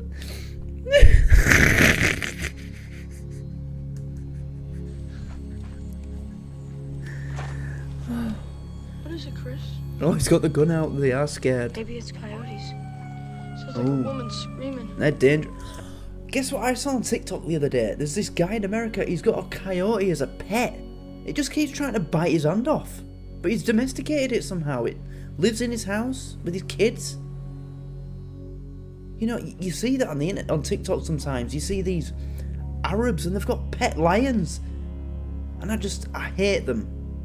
You know, these rich Arabs that do that get lions as pets. I personally hate them. Because those lions are not supposed to be domesticated animals. They never will be, by the way. But they're not supposed to be living in your shitty mansion. They should be out in the wild. But yeah, there's this guy with a coyote.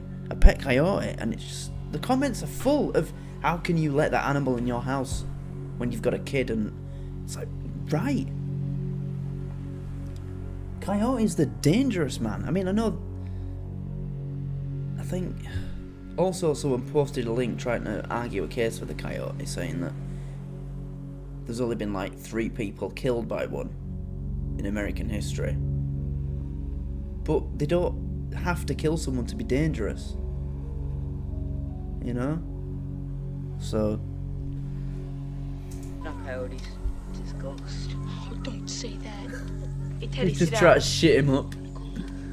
I want to see the ghost. Don't say that. Don't Just want to say see it. that. I just want to see what it looks like. Jesus H. Bald-headed Christ. I am using that. In fact, I'm going to write that down because I've never heard that.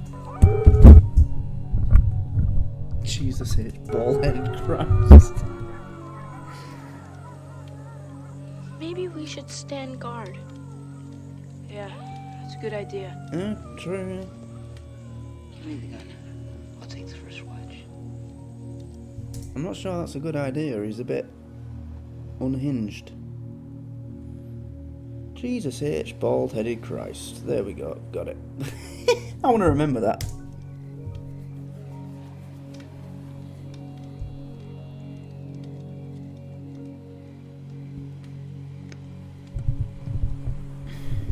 $2,300. Yep, still recording. Teddy Duchamp stands guard. No sign of the enemy. The fort is secure. Shut up, Teddy, and keep your eyes peeled.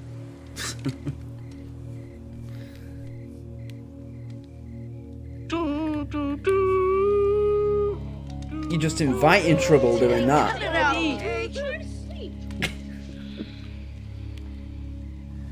The dog faces rested easy in the knowledge that Corporal Teddy Duchamp was protecting all that was dear to them. Teddy.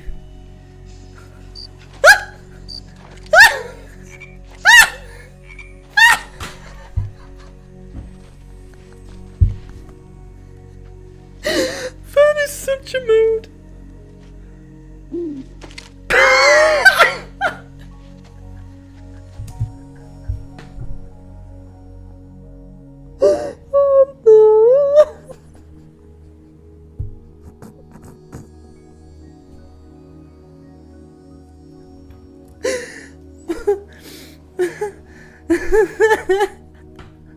I don't know why I'm laughing, because I know that that'd probably be me if I'd have done this when I was 12, especially in America, where, you know, you step in the wrong forest and you're just surrounded by shit that could kill you, animals and insects. Out here, maybe not. I think the most poisonous animal, venomous animal in this country is the adder, and no one's died from an adder bite in like 120 years.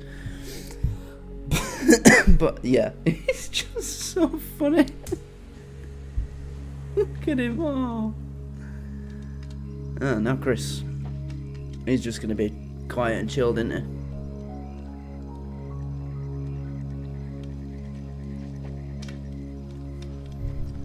Impressive how they've kept the fire going.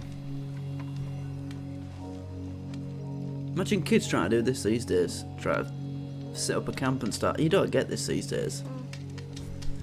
The only camping kids do these days is on Fortnite, Call of Duty.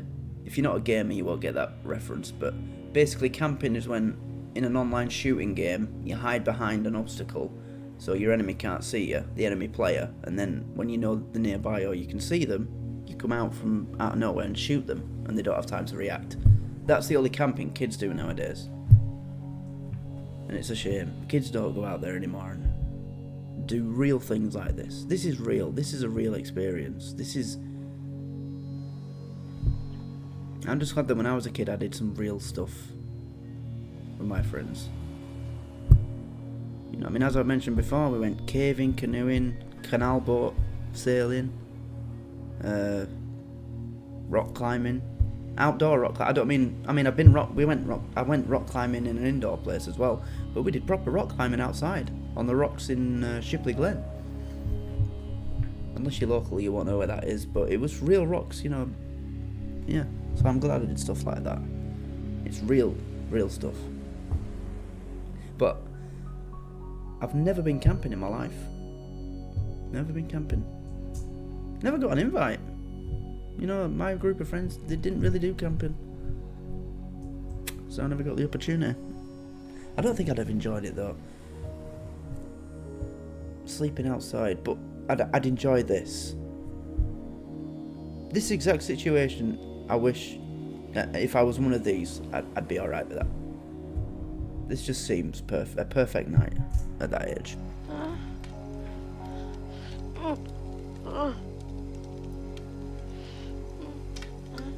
He's doing a nightmare.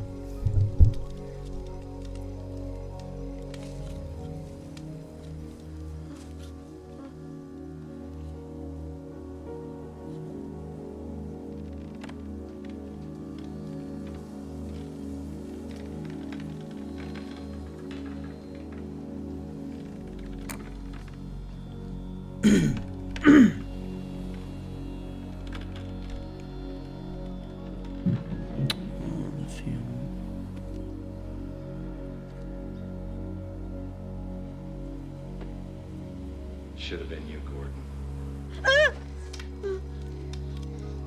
You okay? Did he actually? You're dreaming.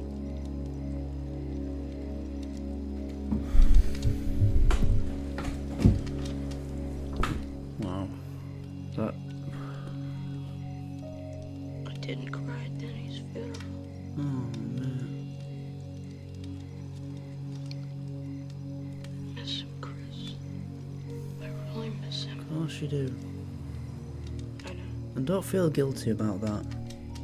Everyone reacts differently to grief. Go back to sleep. You were in shock. You know, he's your brother. It's not just your brother. You had a good relationship with him. He cared about you, you cared about him. Unlike Chris's brother, he didn't treat you like a piece of shit.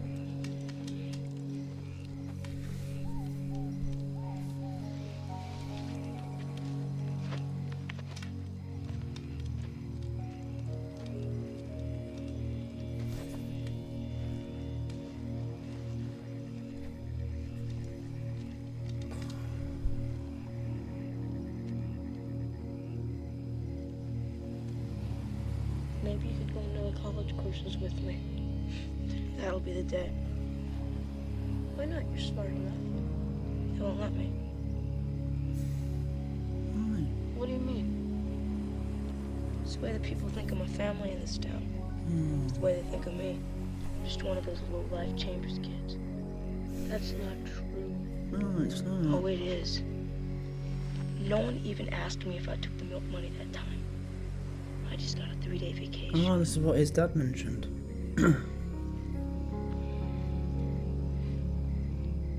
Did you take it? Yeah, I took it.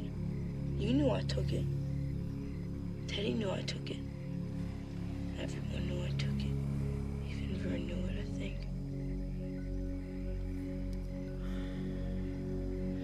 Maybe I was sorry and I tried to give it back. Tried to give it back? Maybe. Just maybe. And maybe I took it to old lady Simons and told her, and the money was all there.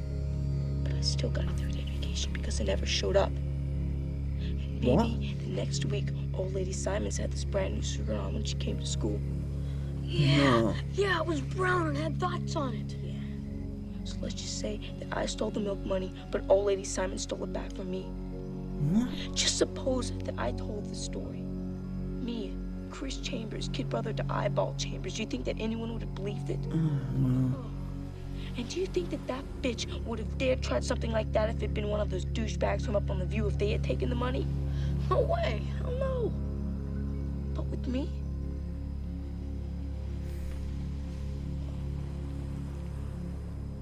I'm sure she had her eye on that skirt for a long time.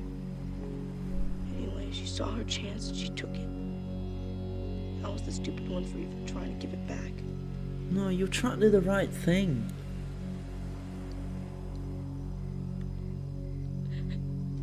Just never thought. I never thought the teacher. Oh, gives a fuck anyway.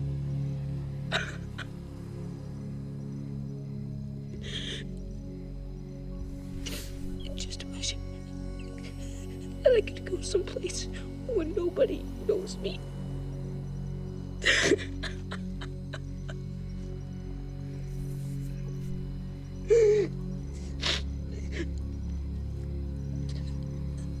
I guess I'm just a pussy, huh? Yeah.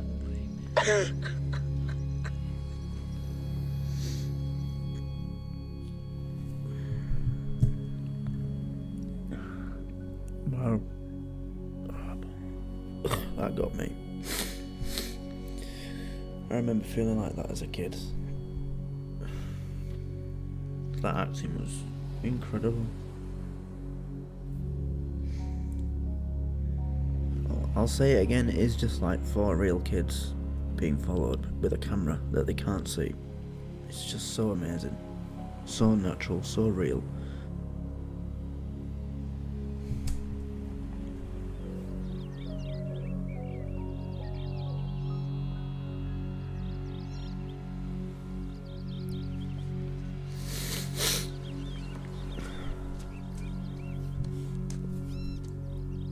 Oh dear. Oh.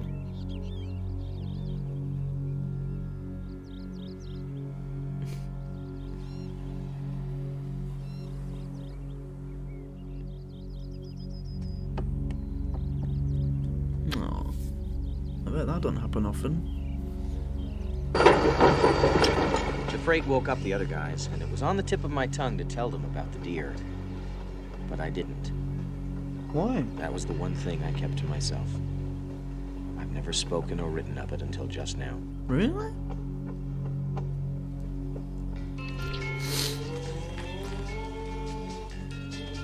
Jeez, Gordy, why couldn't you get some breakfast stuff like Twinkies and Pez and root beer? Sorry, bro. Breakfast stuff, I guess more Twinkies, experience Pez shopping and root beer. More for your 7 cents. How are Twinkies and Pez breakfast stuff? They're both readily available here, have been for a long time. And root beer, which by the way tastes like medicine. Root beer. Or toothpaste. Tastes like toothpaste. Toothpaste flavoured medicine. That's what it tastes like. But breakfast stuff Twinkies. I love Vern. With our stomachs rumbling, we pressed on toward the Royal River. The reality of Ray Brower was growing. Kept us moving despite Look at that. Trying to balance on the tracks with a stick. It's just so the idea childhood. Of seeing that kid's dead body was starting to become an obsession. It's understandable, yeah. You're a kid. You want to see stuff like that, weird, gory stuff, don't you? Gentlemen, the Royal.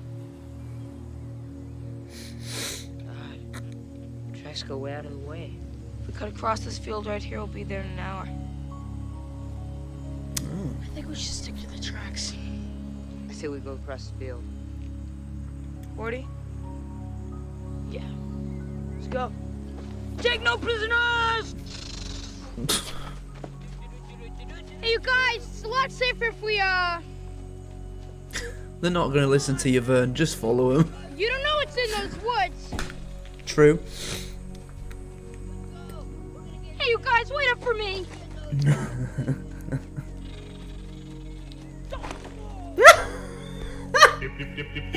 Oh, Vern. I love Vern.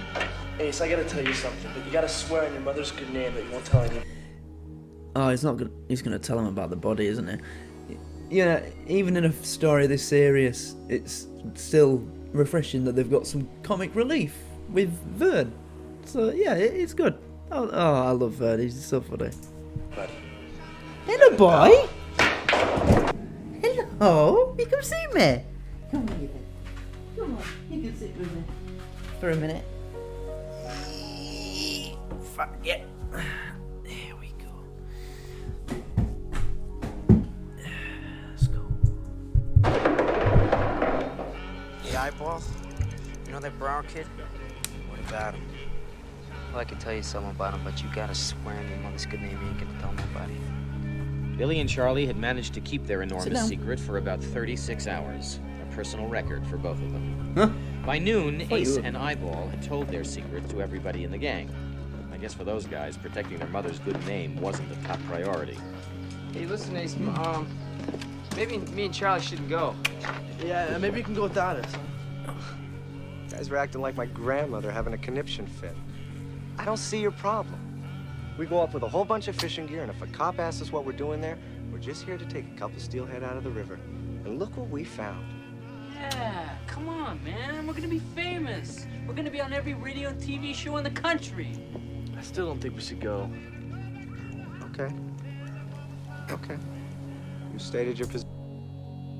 Wait a minute. So they're gonna go look for the body as well? Oh shit, I'm not too pleased about that arsehole being in the middle of nowhere with the kids. Do you want to get down? Go on, good boy. Yeah, I'm not too sure about that. That's worrying me. I mean, you saw what he did to Chris in the middle of the street. Pinned him on the floor and threatened to burn him with a cigarette. So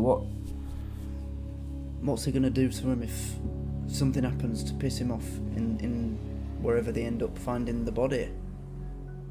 If they find it. Or wherever they come across them. Where? Oh god, I'm not looking forward to this. I'm worried now. I'm worried now. Position clearly. Now I'm gonna stay mine. Get in the fucking car. Now! Let's go.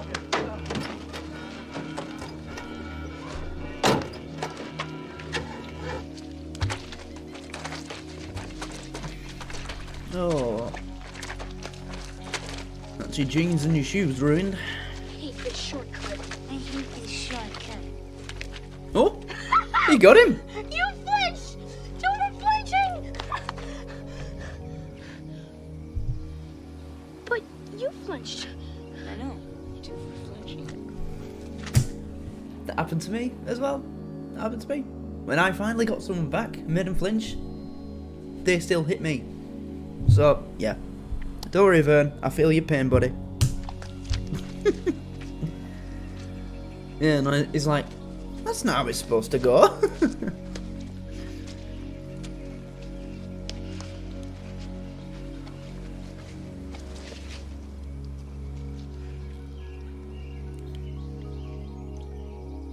How are we supposed to get across this? We'll use you as a raft. Very funny.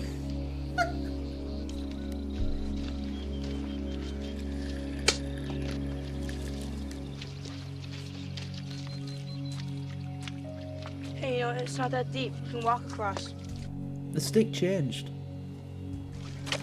Did you notice that? The one that he snapped off, it had the long bit and then another bit coming off it, so it was like that. But then the one that he threw, it was just a single... I'm not complaining, I know, I said this is why this makes you love old movies more, the mistakes. I'm just pointing it out, seeing if you guys noticed it too.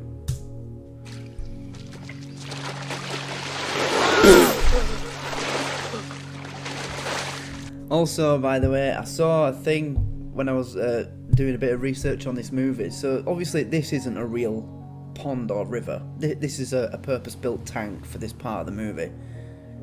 And the actors thought that it was just going to be right, I've got my words mixed up. So they were worried for this scene that they were going to make him jump into a real natural pond like this in the middle of a forest, middle of the woods, full of God knows what, and muck and rubbish. So they built this for them, but it got left out in the woods uncovered for about 6 weeks. So by the time they filmed this scene, it was full of crap and rubbish and stuff and whatever else, God knows what anyway.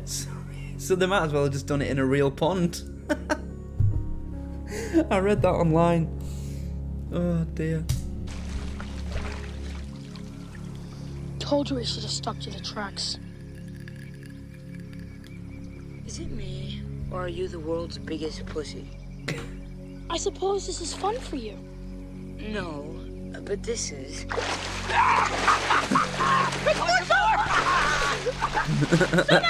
on, Teddy, act your age. This is my age. I'm in the prime of my youth, and I'll only be young once. Yeah, but you're gonna be stupid for the rest of your life. Oh. Rank out. You die, Chambers! What a fight. Get him, get her! Oh, Burn, Teddy, you'll die! Come on, Teddy, you're gonna die! Oh, please! I miss being a kid so much. Hey, where do you think you're going, LeChance? Yeah, LeChance! Come on, you guys. Fire! Pile on. Do this!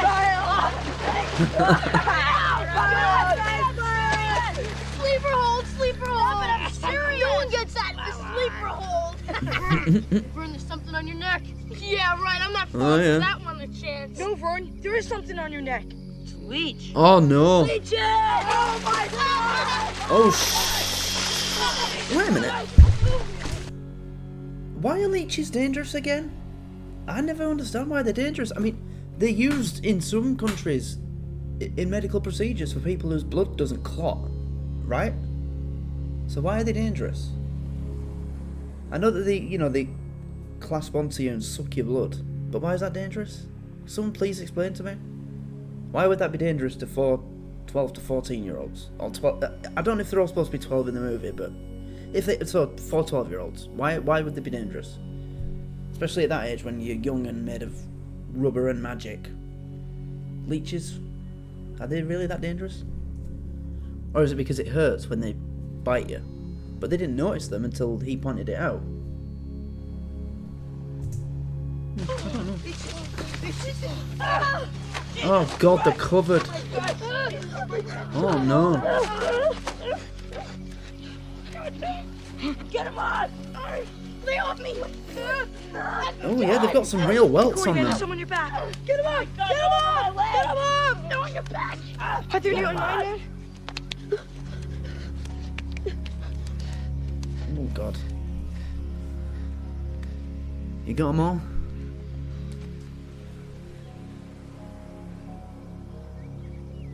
What? Oh no.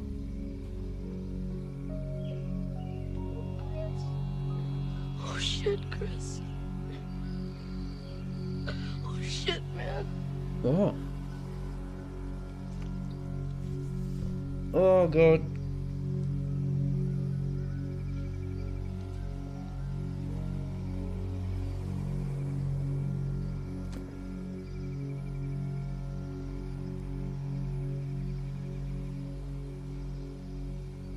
Oh!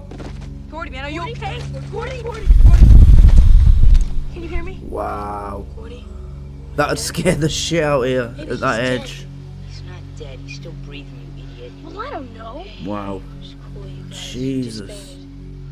40?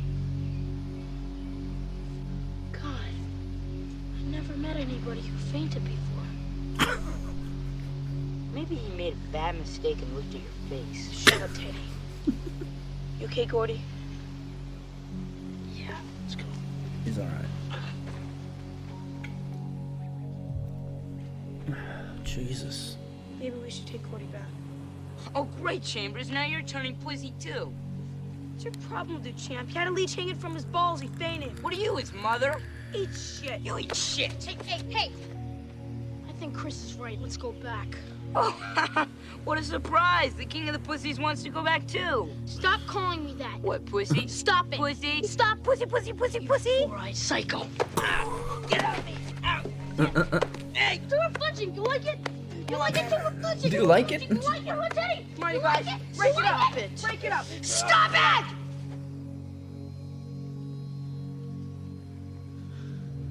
Yeah, he's not pissing about. He wants them to just chill. And he wants to go. Idiot. Shut up. Retard. Maybe he's feeling embarrassed because he fainted in front of his friends. So now he's trying to show that he's not scared by wanting to because I'm sure I heard them all, Chris and Vern saying, I don't want to go anymore. So he's like, no, I'm going to show that I'm still tough by wanting to go.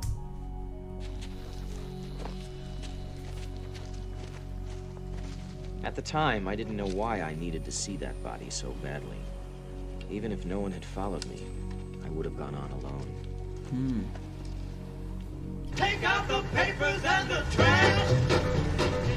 Or you don't get those spending cash. No way, Ace! Not this time, man! No way! Go for it, Vince. Go for it. Oh, yeah?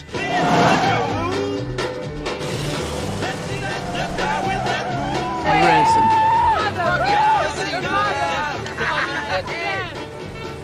God, I got him! I got him! Don't go there. History, guy! History!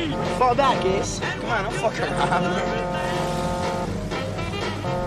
Back off. Jesus Christ, Ace, fall back, man. Come on, man, don't fuck around. He's a psycho. Come on, Ace, fall back, man.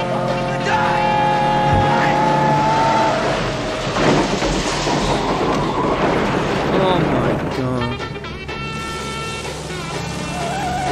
Shit, man, shit! I won. You let him beat you, you cock knocker. Oh, I'm not looking forward to him. If they end up, oh god, this is dangerous. Saved over an hour. Teddy? Yeah? This the back Harlow Road? Yeah. Brower kid must be around here someplace. Teddy, you and Vern watch the left side of the tracks. We'll take the right. All right.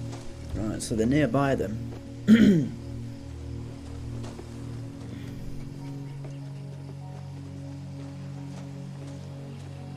Who's gonna see him? Or will they all see him?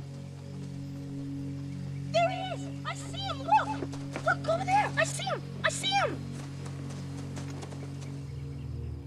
None of us could breathe.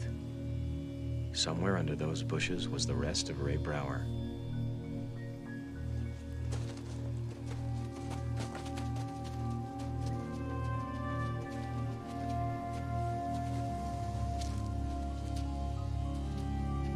The train had knocked Ray Brower out of his keds, just like it had knocked the life out of his body.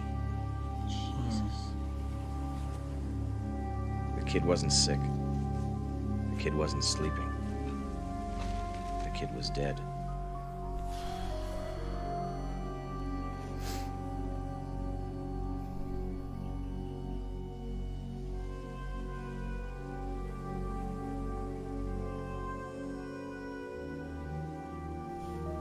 Let's look for some long branches. We'll build him a stretcher.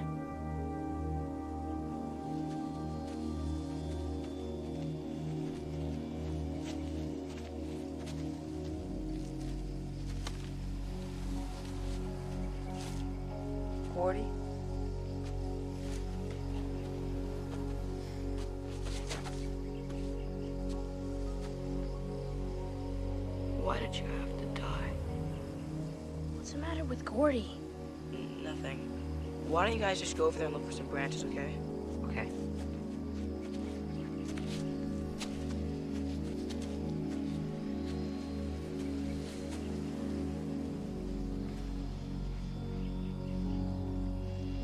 Why did he have to die, Chris? Why did Denny have to die? It's making him reflect. I don't know.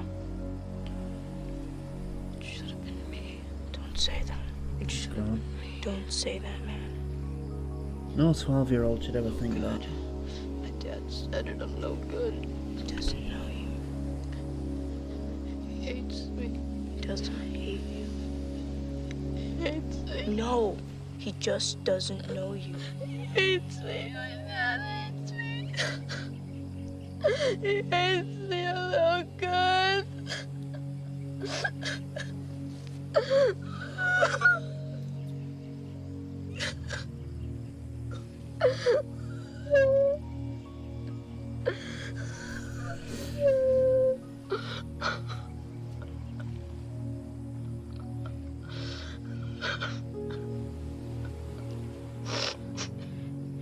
You're gonna be a great writer someday, Gordy. You might even write about us guys if you ever get hard up for material.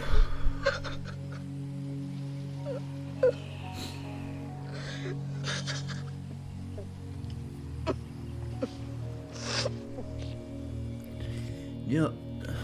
Jesus Christ. That scene and the other one where Chris was crying, it reminds me of when I was sort of that age. I might have been a bit older. Maybe 13, 14. Me and my best mate were having a sleepover, and because it was at my grandparents' house, his granddad had died, and he started crying, and this is what it was like, you know. I was just holding him. It was awful, and it reminded me of that. Jesus Christ, the acting. Wow. It's just so good. Did this film win any awards?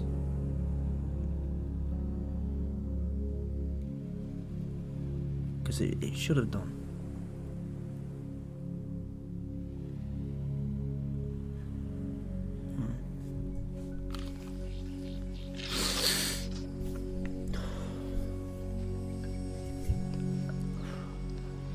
Guess I'd have to be pretty hard up. Huh. Yeah. What the fuck do you know about this? Oh no. Some bitch. My little brother. Oh god. Wasn't planning on taking the body from us, was you, boys? I don't like this. I don't like this. We found him. We got dibs. We better start running, Eyeball. They got dibs. We earned him, man. You guys came in a car. That's not fair. He's ours. That's not fair. He's ours. Well, not anymore. There's 4 of us, Eyeball. Just make your move. Oh, don't invite that kind of shit. Yeah, there's more than 2 of them. Vern, you little son of a whore. You was under the porch. No, I swear. It wasn't me. So I'm guessing because that guy came out of the house that Vern was under, so is that his older brother as well? But we still haven't heard anything about his family. What's his family like? This is the most I've learned about his family, that his brother's in with this gang of arseholes. That doesn't say anything about his mum and dad, I know. Or maybe it doesn't. I don't know. But if anybody knows, a lot of Stephen King films, like in The Green Mile, they leave certain things out from the books. Especially if it's something really dark. So, in The Green Mile, you know, Edouard Delacroix, he ends up, the way that he ends up dying is, he burns to death. They set him on fire. And everybody feels, I think, the most sorry for him out of every character. But in the book, the reason that he was on death row is because he raped someone. Or was it? What was it? Or was it that he killed a... Hold on.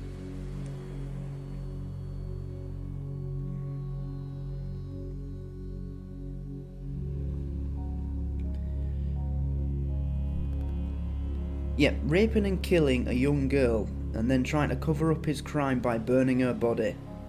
The fire was near an apartment building that caught fire and killed 6 more people, including 2 children. That's what happened in the book. That was Edouard Delacroix's crime. But they kept that out of the movie because it was too dark. You know, it was already about someone who'd raped and killed 2 little girls. So they couldn't put that in as well because they thought it'd be too much. So the thing is, with Stephen King adaptations, they do leave things out. So is it because he's suffering so much at home that... I don't know. Mind you, they said that Teddy's dad he's trying to burn his ear off, and... I don't... Let me know. If anyone knows, I should read the book, really. But I'm not the biggest fan of reading. Still recording.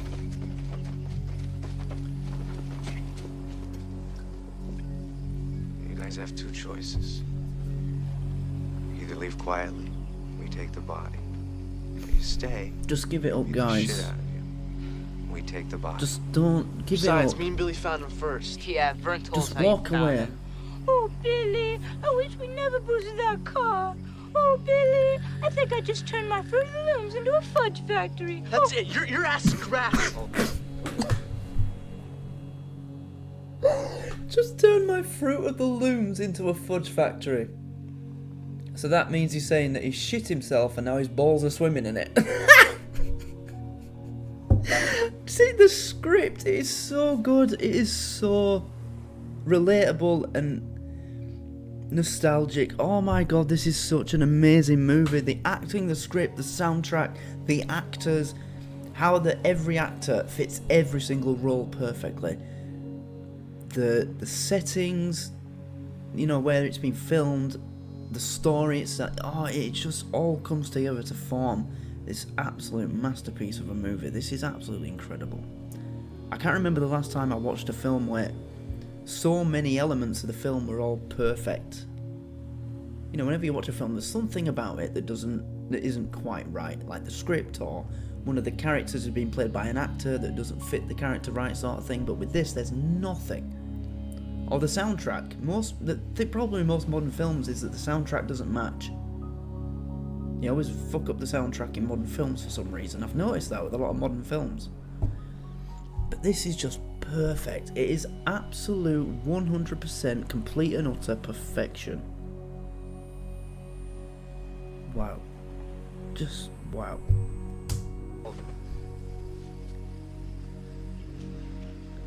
Okay, Chambers, you little faggot.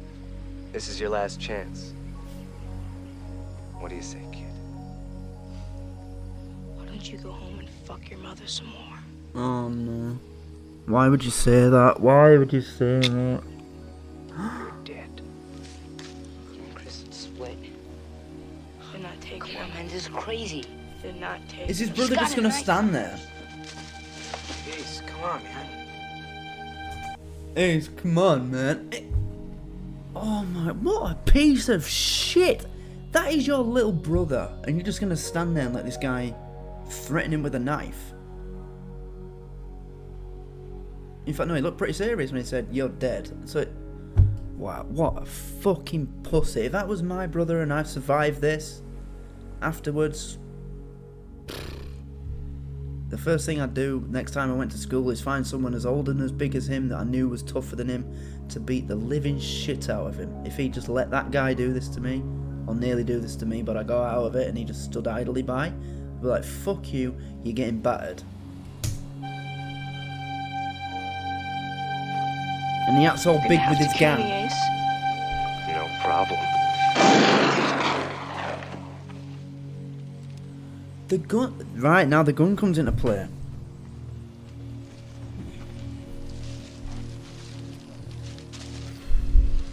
Wow. I'm not taking him. Nobody's taking him. Come on, kid, just give me the gun before you take your foot off.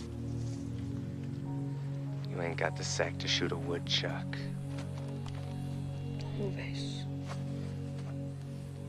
I'll kill you, I swear to God. Come on, LaChance, give me the gun. You must have at least some of your brother's good sense. Oh, why would you mention that now? He's got a gun in his hand. Oh, he's cocked it. Suck my fat one, you cheap dime store hood. Boom. Oh. Well, I'll wait. What are you gonna do, shoot us all? No, Ace. Just you. Boom. Is he gonna...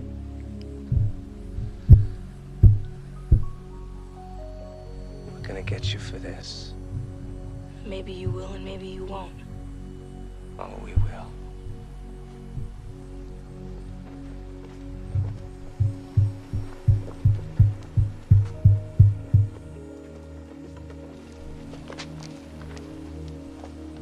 We're not gonna forget this if that's what you're thinking. This is big time, baby.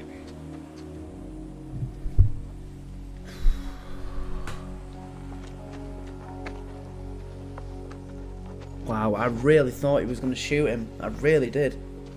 Jesus. Oh, got chills running down my spine. The acting is Suck my fat one. fucking amazing. Whoever told you had a fat one chance? Biggest one in 4 counties. Yeah.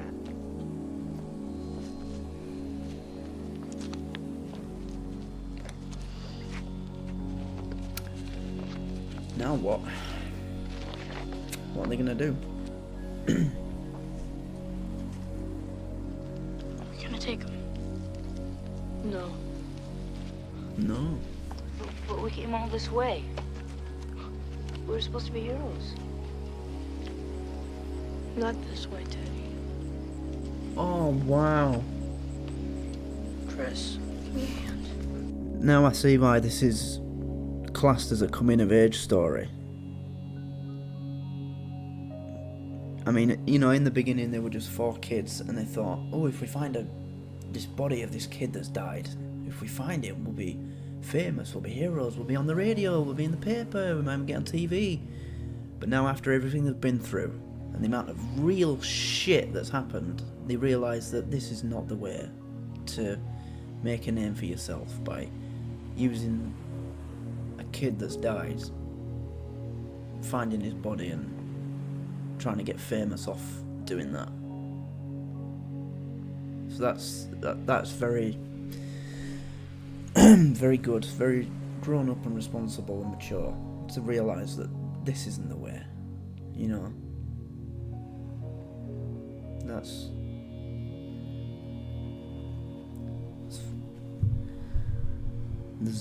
There's many levels to that, a lot of depth. I appreciate that. On this trip they've grown up. I need to grow up, I'm saying growed up. I'm just a bit fuddled today. But yeah, they've grown up a little bit now. They've realised how insignificant certain things are at this age. Yeah. Ray Brower's body was found, but neither our gang nor their gang got the credit. In the end, we decided that an anonymous phone call was the best thing to do. Oh, wow, look at that. That is beautiful. We headed home, and although many thoughts raced through our minds, we barely spoke. We walked through the night and made it back to Castle Rock a little past 5 o'clock on Sunday morning, the day before Labor Day. We'd only been gone 2 days. 2 days? Somehow the town seemed different, smaller. Yeah, I mean, that's understandable. They've just travelled 20, 30 miles or whatever it was, 20 miles at least, on foot, surrounded by nothing but open countryside. So that'd make you realise, wow, the world's a lot bigger than we think. So once you got back to your little town, did you say in the beginning there was 1,280 people in the town? So if you lived in a small town like that after being out there and seeing all that open world, then yeah, it'd seem a bit smaller. It's the same for me, you know. I remember when I was a kid, the town that I live in, I used to think it was massive. Because I used to walk everywhere or bike everywhere and it just seemed like endless. But now when I go in a car somewhere, it seems nothing, tiny. Because of all the places, I've been all over the place, you know, I've been all over Europe and I've been to Poland, Germany, France, Holland, Belgium, Lanzarote, Mallorca, Amsterdam, all over the place. So once you do a bit of travelling and you grow up and you learn more about the world, the place that you live it seems smaller. So yeah, there's a lot of another thing I forgot. The attention to detail is yeah. This is so. I'm just blown away by this movie. It's incredible, and it's registered every emotion from me as well. I've been, you know, shocked, amazed, I've laughed, I've cried. This is just a wonderful movie, and everybody should see it.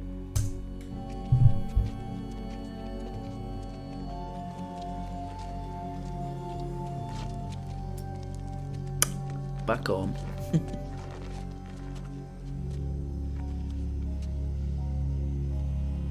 Well, see you in school. Yeah. Yeah. See you in junior high.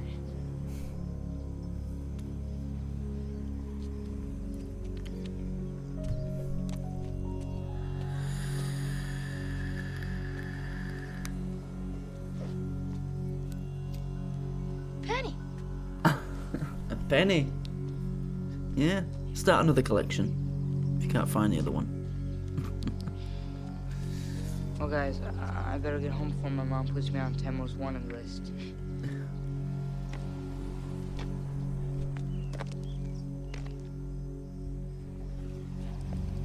Hey, Chris? No hard feelings, okay? No. No way, man.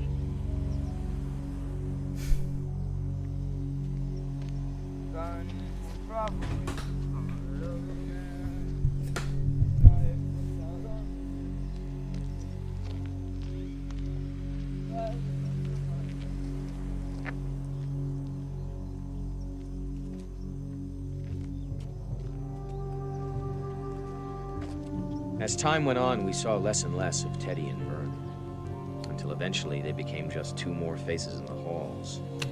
It happens sometimes. It does. Friends come in and out of your life like busboys in a restaurant. Good analogy. Vern got married out of high school, had 4 kids, and is now Really? the forklift operator at the Arsenault lumberyard. Teddy tried several times to get into the army, but his eyes and his ear kept him out. Last I'd heard, he'd spent some time in jail. Oh, He poor was now doing Teddy. odd jobs around Castle Rock. Oh, well, at least it could be worse, I suppose. I'm never gonna get out of this town, am I, Corey? Do anything you want, man. Yeah. Sure.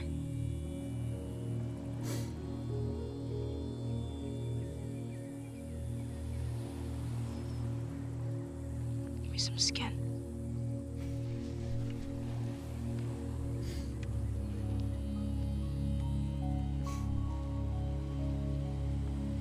I'll see ya.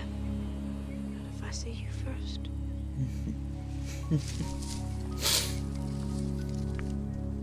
Chris did get out.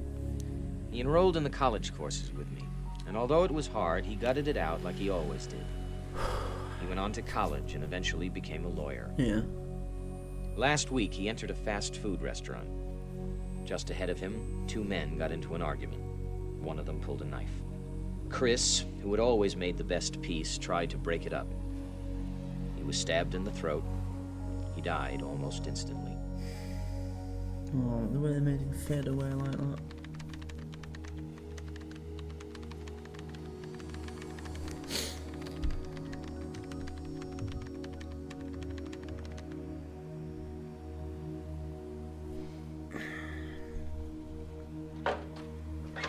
Dad, can we go now? You ready? Yeah, we've been ready for an hour. So I'm guessing, so he did grow up to become a writer, and it looks like he's doing rather well.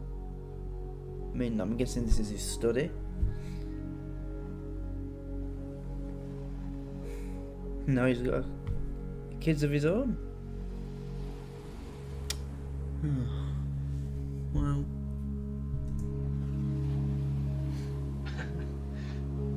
Okay, I'll be right there.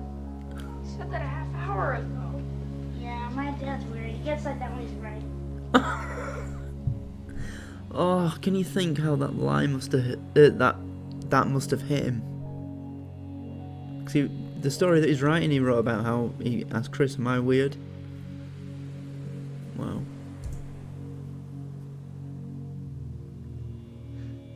Yeah, the way, yeah, that's just took him back to that specific moment.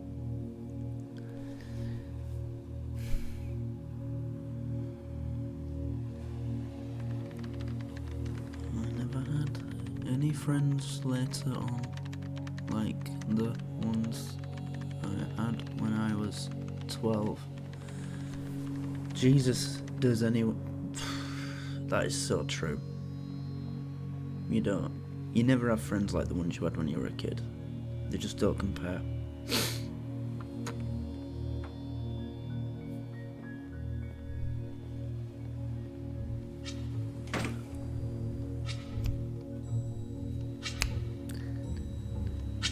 Rob Reiner, great job.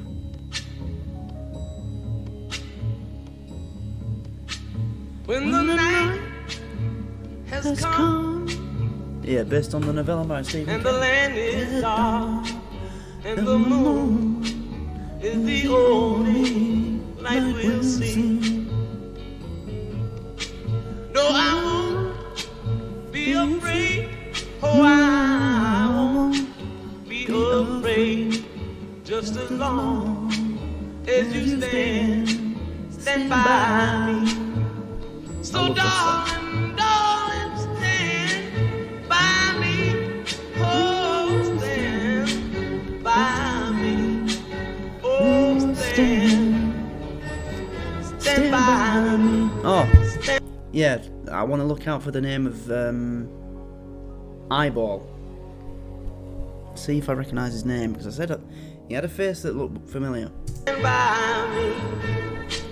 So Will Wheaton was billed first in a movie with Richard Dreyfuss, Keith Sutherland, River Phoenix, Corey Feldman and Jerry O'Connell. But yeah, I suppose he was the main focus of the story. It was mostly his story, and he was the one writing the story in the film. So yeah, that makes sense. But no, right now I'll do my summary at the end. If the sky that we look upon should tumble and fall, or the mountain should crumble to the sea, I won't cry,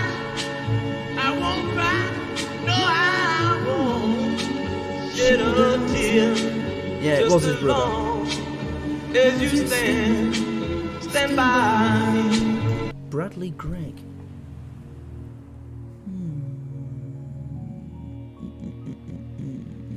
No, doesn't ring a bell. Bradley Gregg doesn't ring a bell. Have to get the phone out. Do a bit more googling.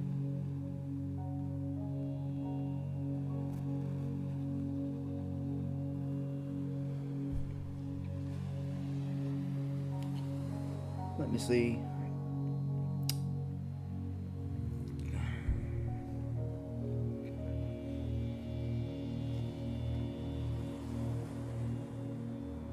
No, he hasn't been in anything I've seen. Yeah, I recognise him. Strange. And darling, stand by me. Oh, stand by me. Oh, stand now. Stand by me. Stand by me. As the writer.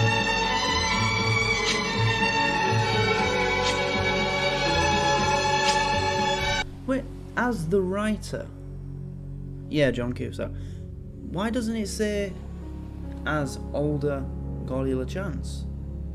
Is that the older version, the grown-up version of Gordy LaChance, or is he just someone writing this story in the movie? Is he the Stephen King in the film? Let me know, because that doesn't make sense. It should be billed as older Gordy LaChance, grown-up Gordy.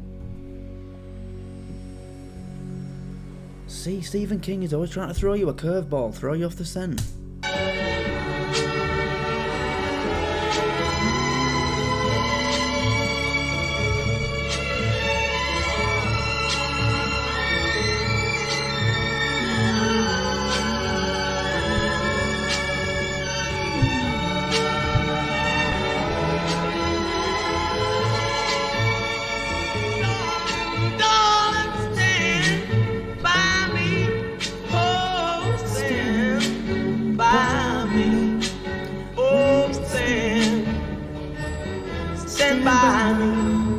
Stand by me.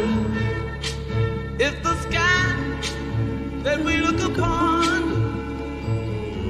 should tumble and fall, or the mountain should crumble to the sea, I won't cry,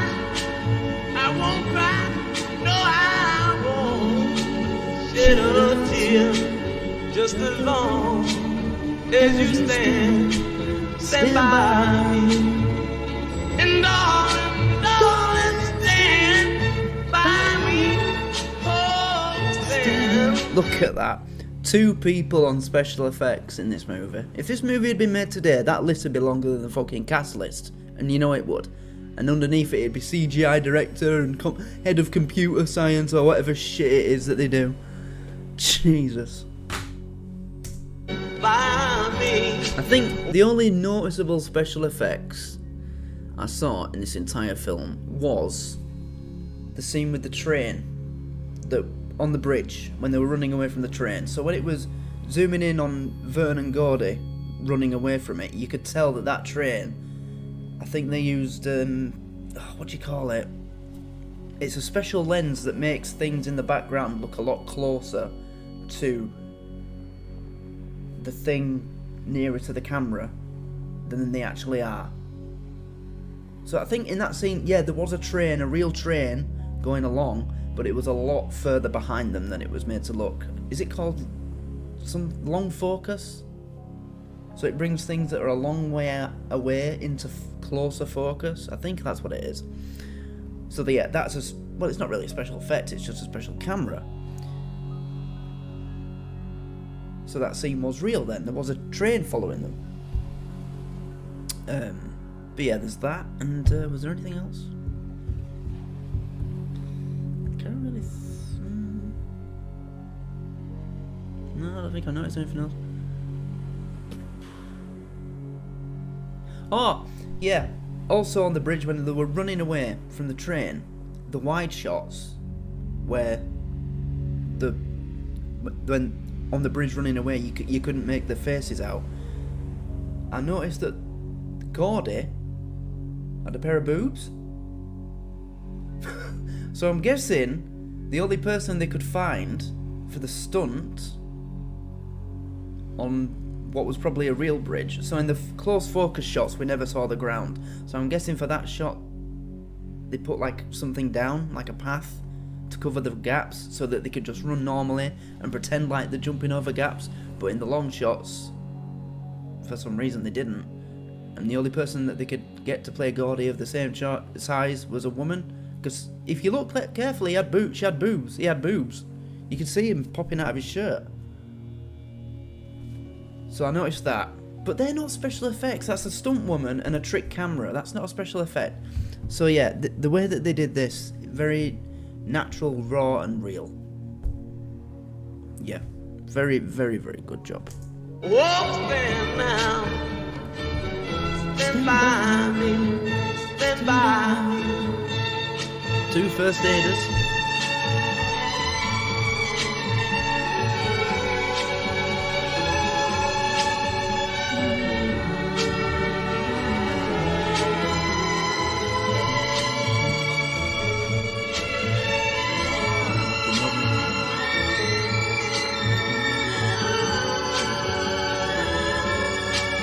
What a soundtrack. Wow. Special thanks to the people of Brownsville, Oregon, McCloud River Railroad, and the Goose Line Railroad of Cottage Grove, Oregon. Shout out to them.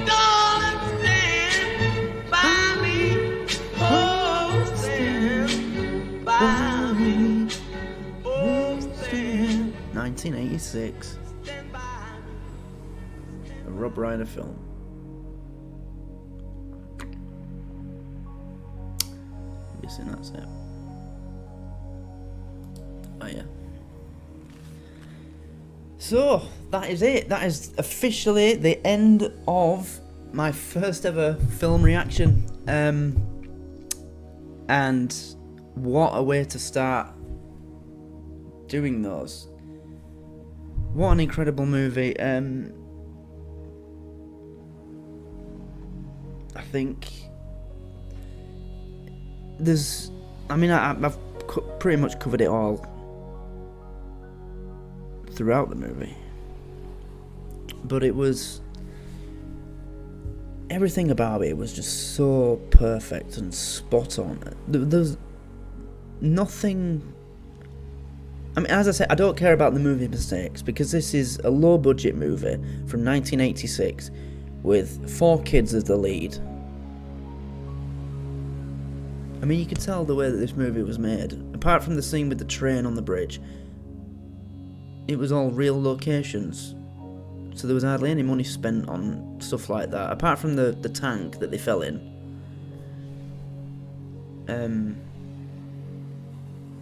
But it made for a perfect film, and that, as I said earlier, with modern films, they spend so much time worrying about, oh, how can we make this look better, this scene look better, how can we, you know, they should just try and make films real again, out of real stuff, you know, use real locations and real objects. But it was just a great story. There was so much depth to these characters, apart from Vern, really. They didn't really give him a story, in the film at least. As I said, I don't know about the book, but in the film they didn't really give him much of a story.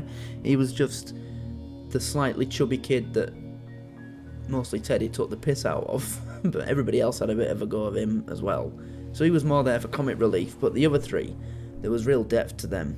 So Teddy, his dad's a war hero and must be suffering from PTSD, but back then PTSD didn't exist in the minds of the experts, so they just put him in a mental hospital, and obviously that's making him worse, the way people are treated in those. So he's trying to, you know, impress his dad, make him proud by acting like a soldier himself. As I said, he noticed that he was wearing the green t-shirt that they used to give soldiers in those days to wear under their uniforms, and his dog tags, and when he was walking off to his house in the end, I noticed he's also got a pair of black boots that look like army boots. So, and he's going through it at home with his dad, even though his dad treats him like shit. But it's not really his fault because it's PTSD, but you still shouldn't do that to a kid with his ear. So yeah, there was a lot of depth to him. Gordy, he's going through a lot as well. Even when his brother was alive, because his brother was a successful college football star, his dad was besotted with him, focusing on him, forgetting about Gordy, but we saw that his mum, she obviously cared about Gordy. Because when he was asking for the potatoes and his dad was ignoring him, his mum handed them to him and smiled at him as if to say, "Don't worry, son, I'm here. You know, I'm not ignoring you. I know you exist," sort of thing. And his brother loved him more than anybody else. So before his brother died, he was struggling at home a little bit, trying to get his dad's attention. But I think all kids with a older or more successful sibling will struggle with that to some degree.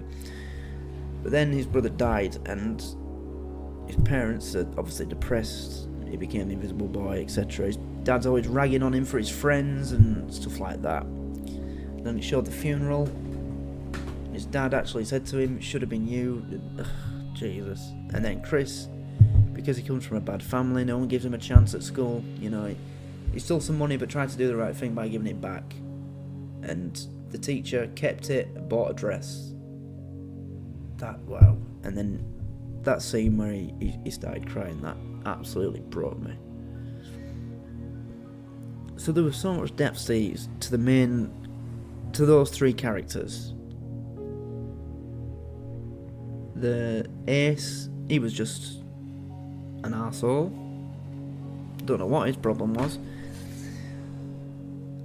Eyeball, Chris's brother, never stood up for him, let his best friend treat his brother like shit, was more loyal to his best friend than his brother. That is an injustice in itself.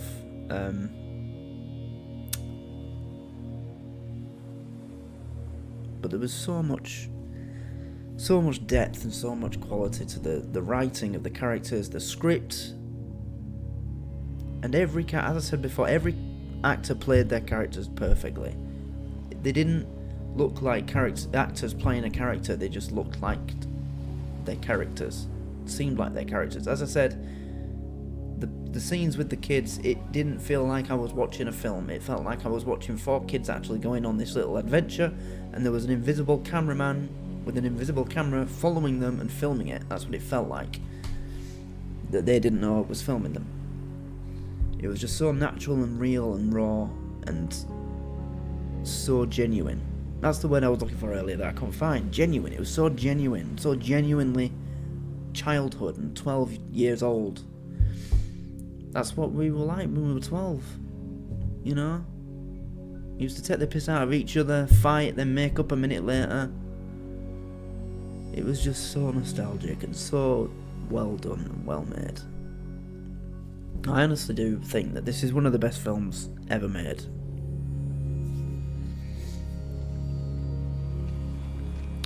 I'm debating whether or not it is the best film I've ever seen, but there's quite a few serious contenders for that spot. So I don't know. I'll have to think about that over the next few days. But I'm just so glad that we did this, because this is a film that I needed to see. I know that now. Now that I've seen it, it was brilliant.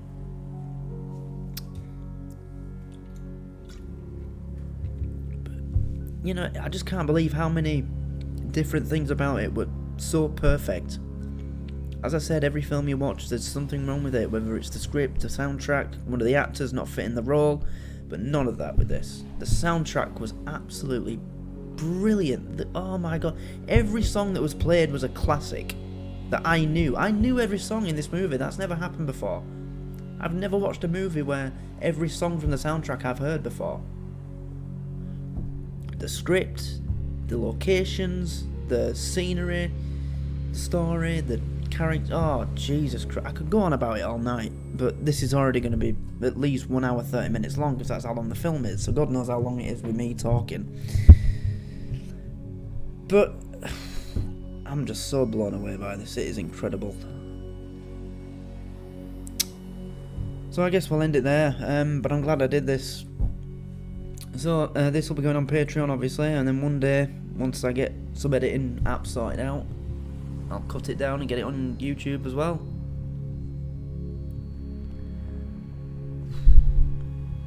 So I truly, truly, truly hope that you enjoyed this reaction, and let me know what you think of this film yourself. You know, is it one of your favourite films? Any little tidbits about it, any little bits of trivia, please do let me know.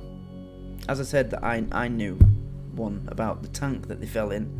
They thought it was going to be a clean tank, but it ended up being left for a few weeks and ended up with crap from the forest anyway. That's one of that I knew. One of the only ones that I knew. Did I say another one? I can't remember. Can't remember now, because I'm just focusing on now and the reaction. But anyway, yeah, it was a really good film. Just so good. I loved it. Will Wheaton was incredible. Absolutely outstanding. River Phoenix, he was amazing too. He was just outstanding acting from such young actors. It's not hard to see why all 4 of them have either gone on to be very successful, and in the case of River, he was going that way, but sadly what happened to him happened, which is such a shame. After seeing this movie, I'd argue that he was more talented than his brother, Joaquin. So if he hadn't died, he'd have been a better actor than his brother by now, surely. After seeing that, I'm convinced. Forget Joaquin. River was better than Joaquin. I don't care. I'll say it. And I've only seen this film with him. I haven't seen any other film of River Phoenix. But at that age, 14 years old, you find me another 14-year-old who can act like that. I bet you can't.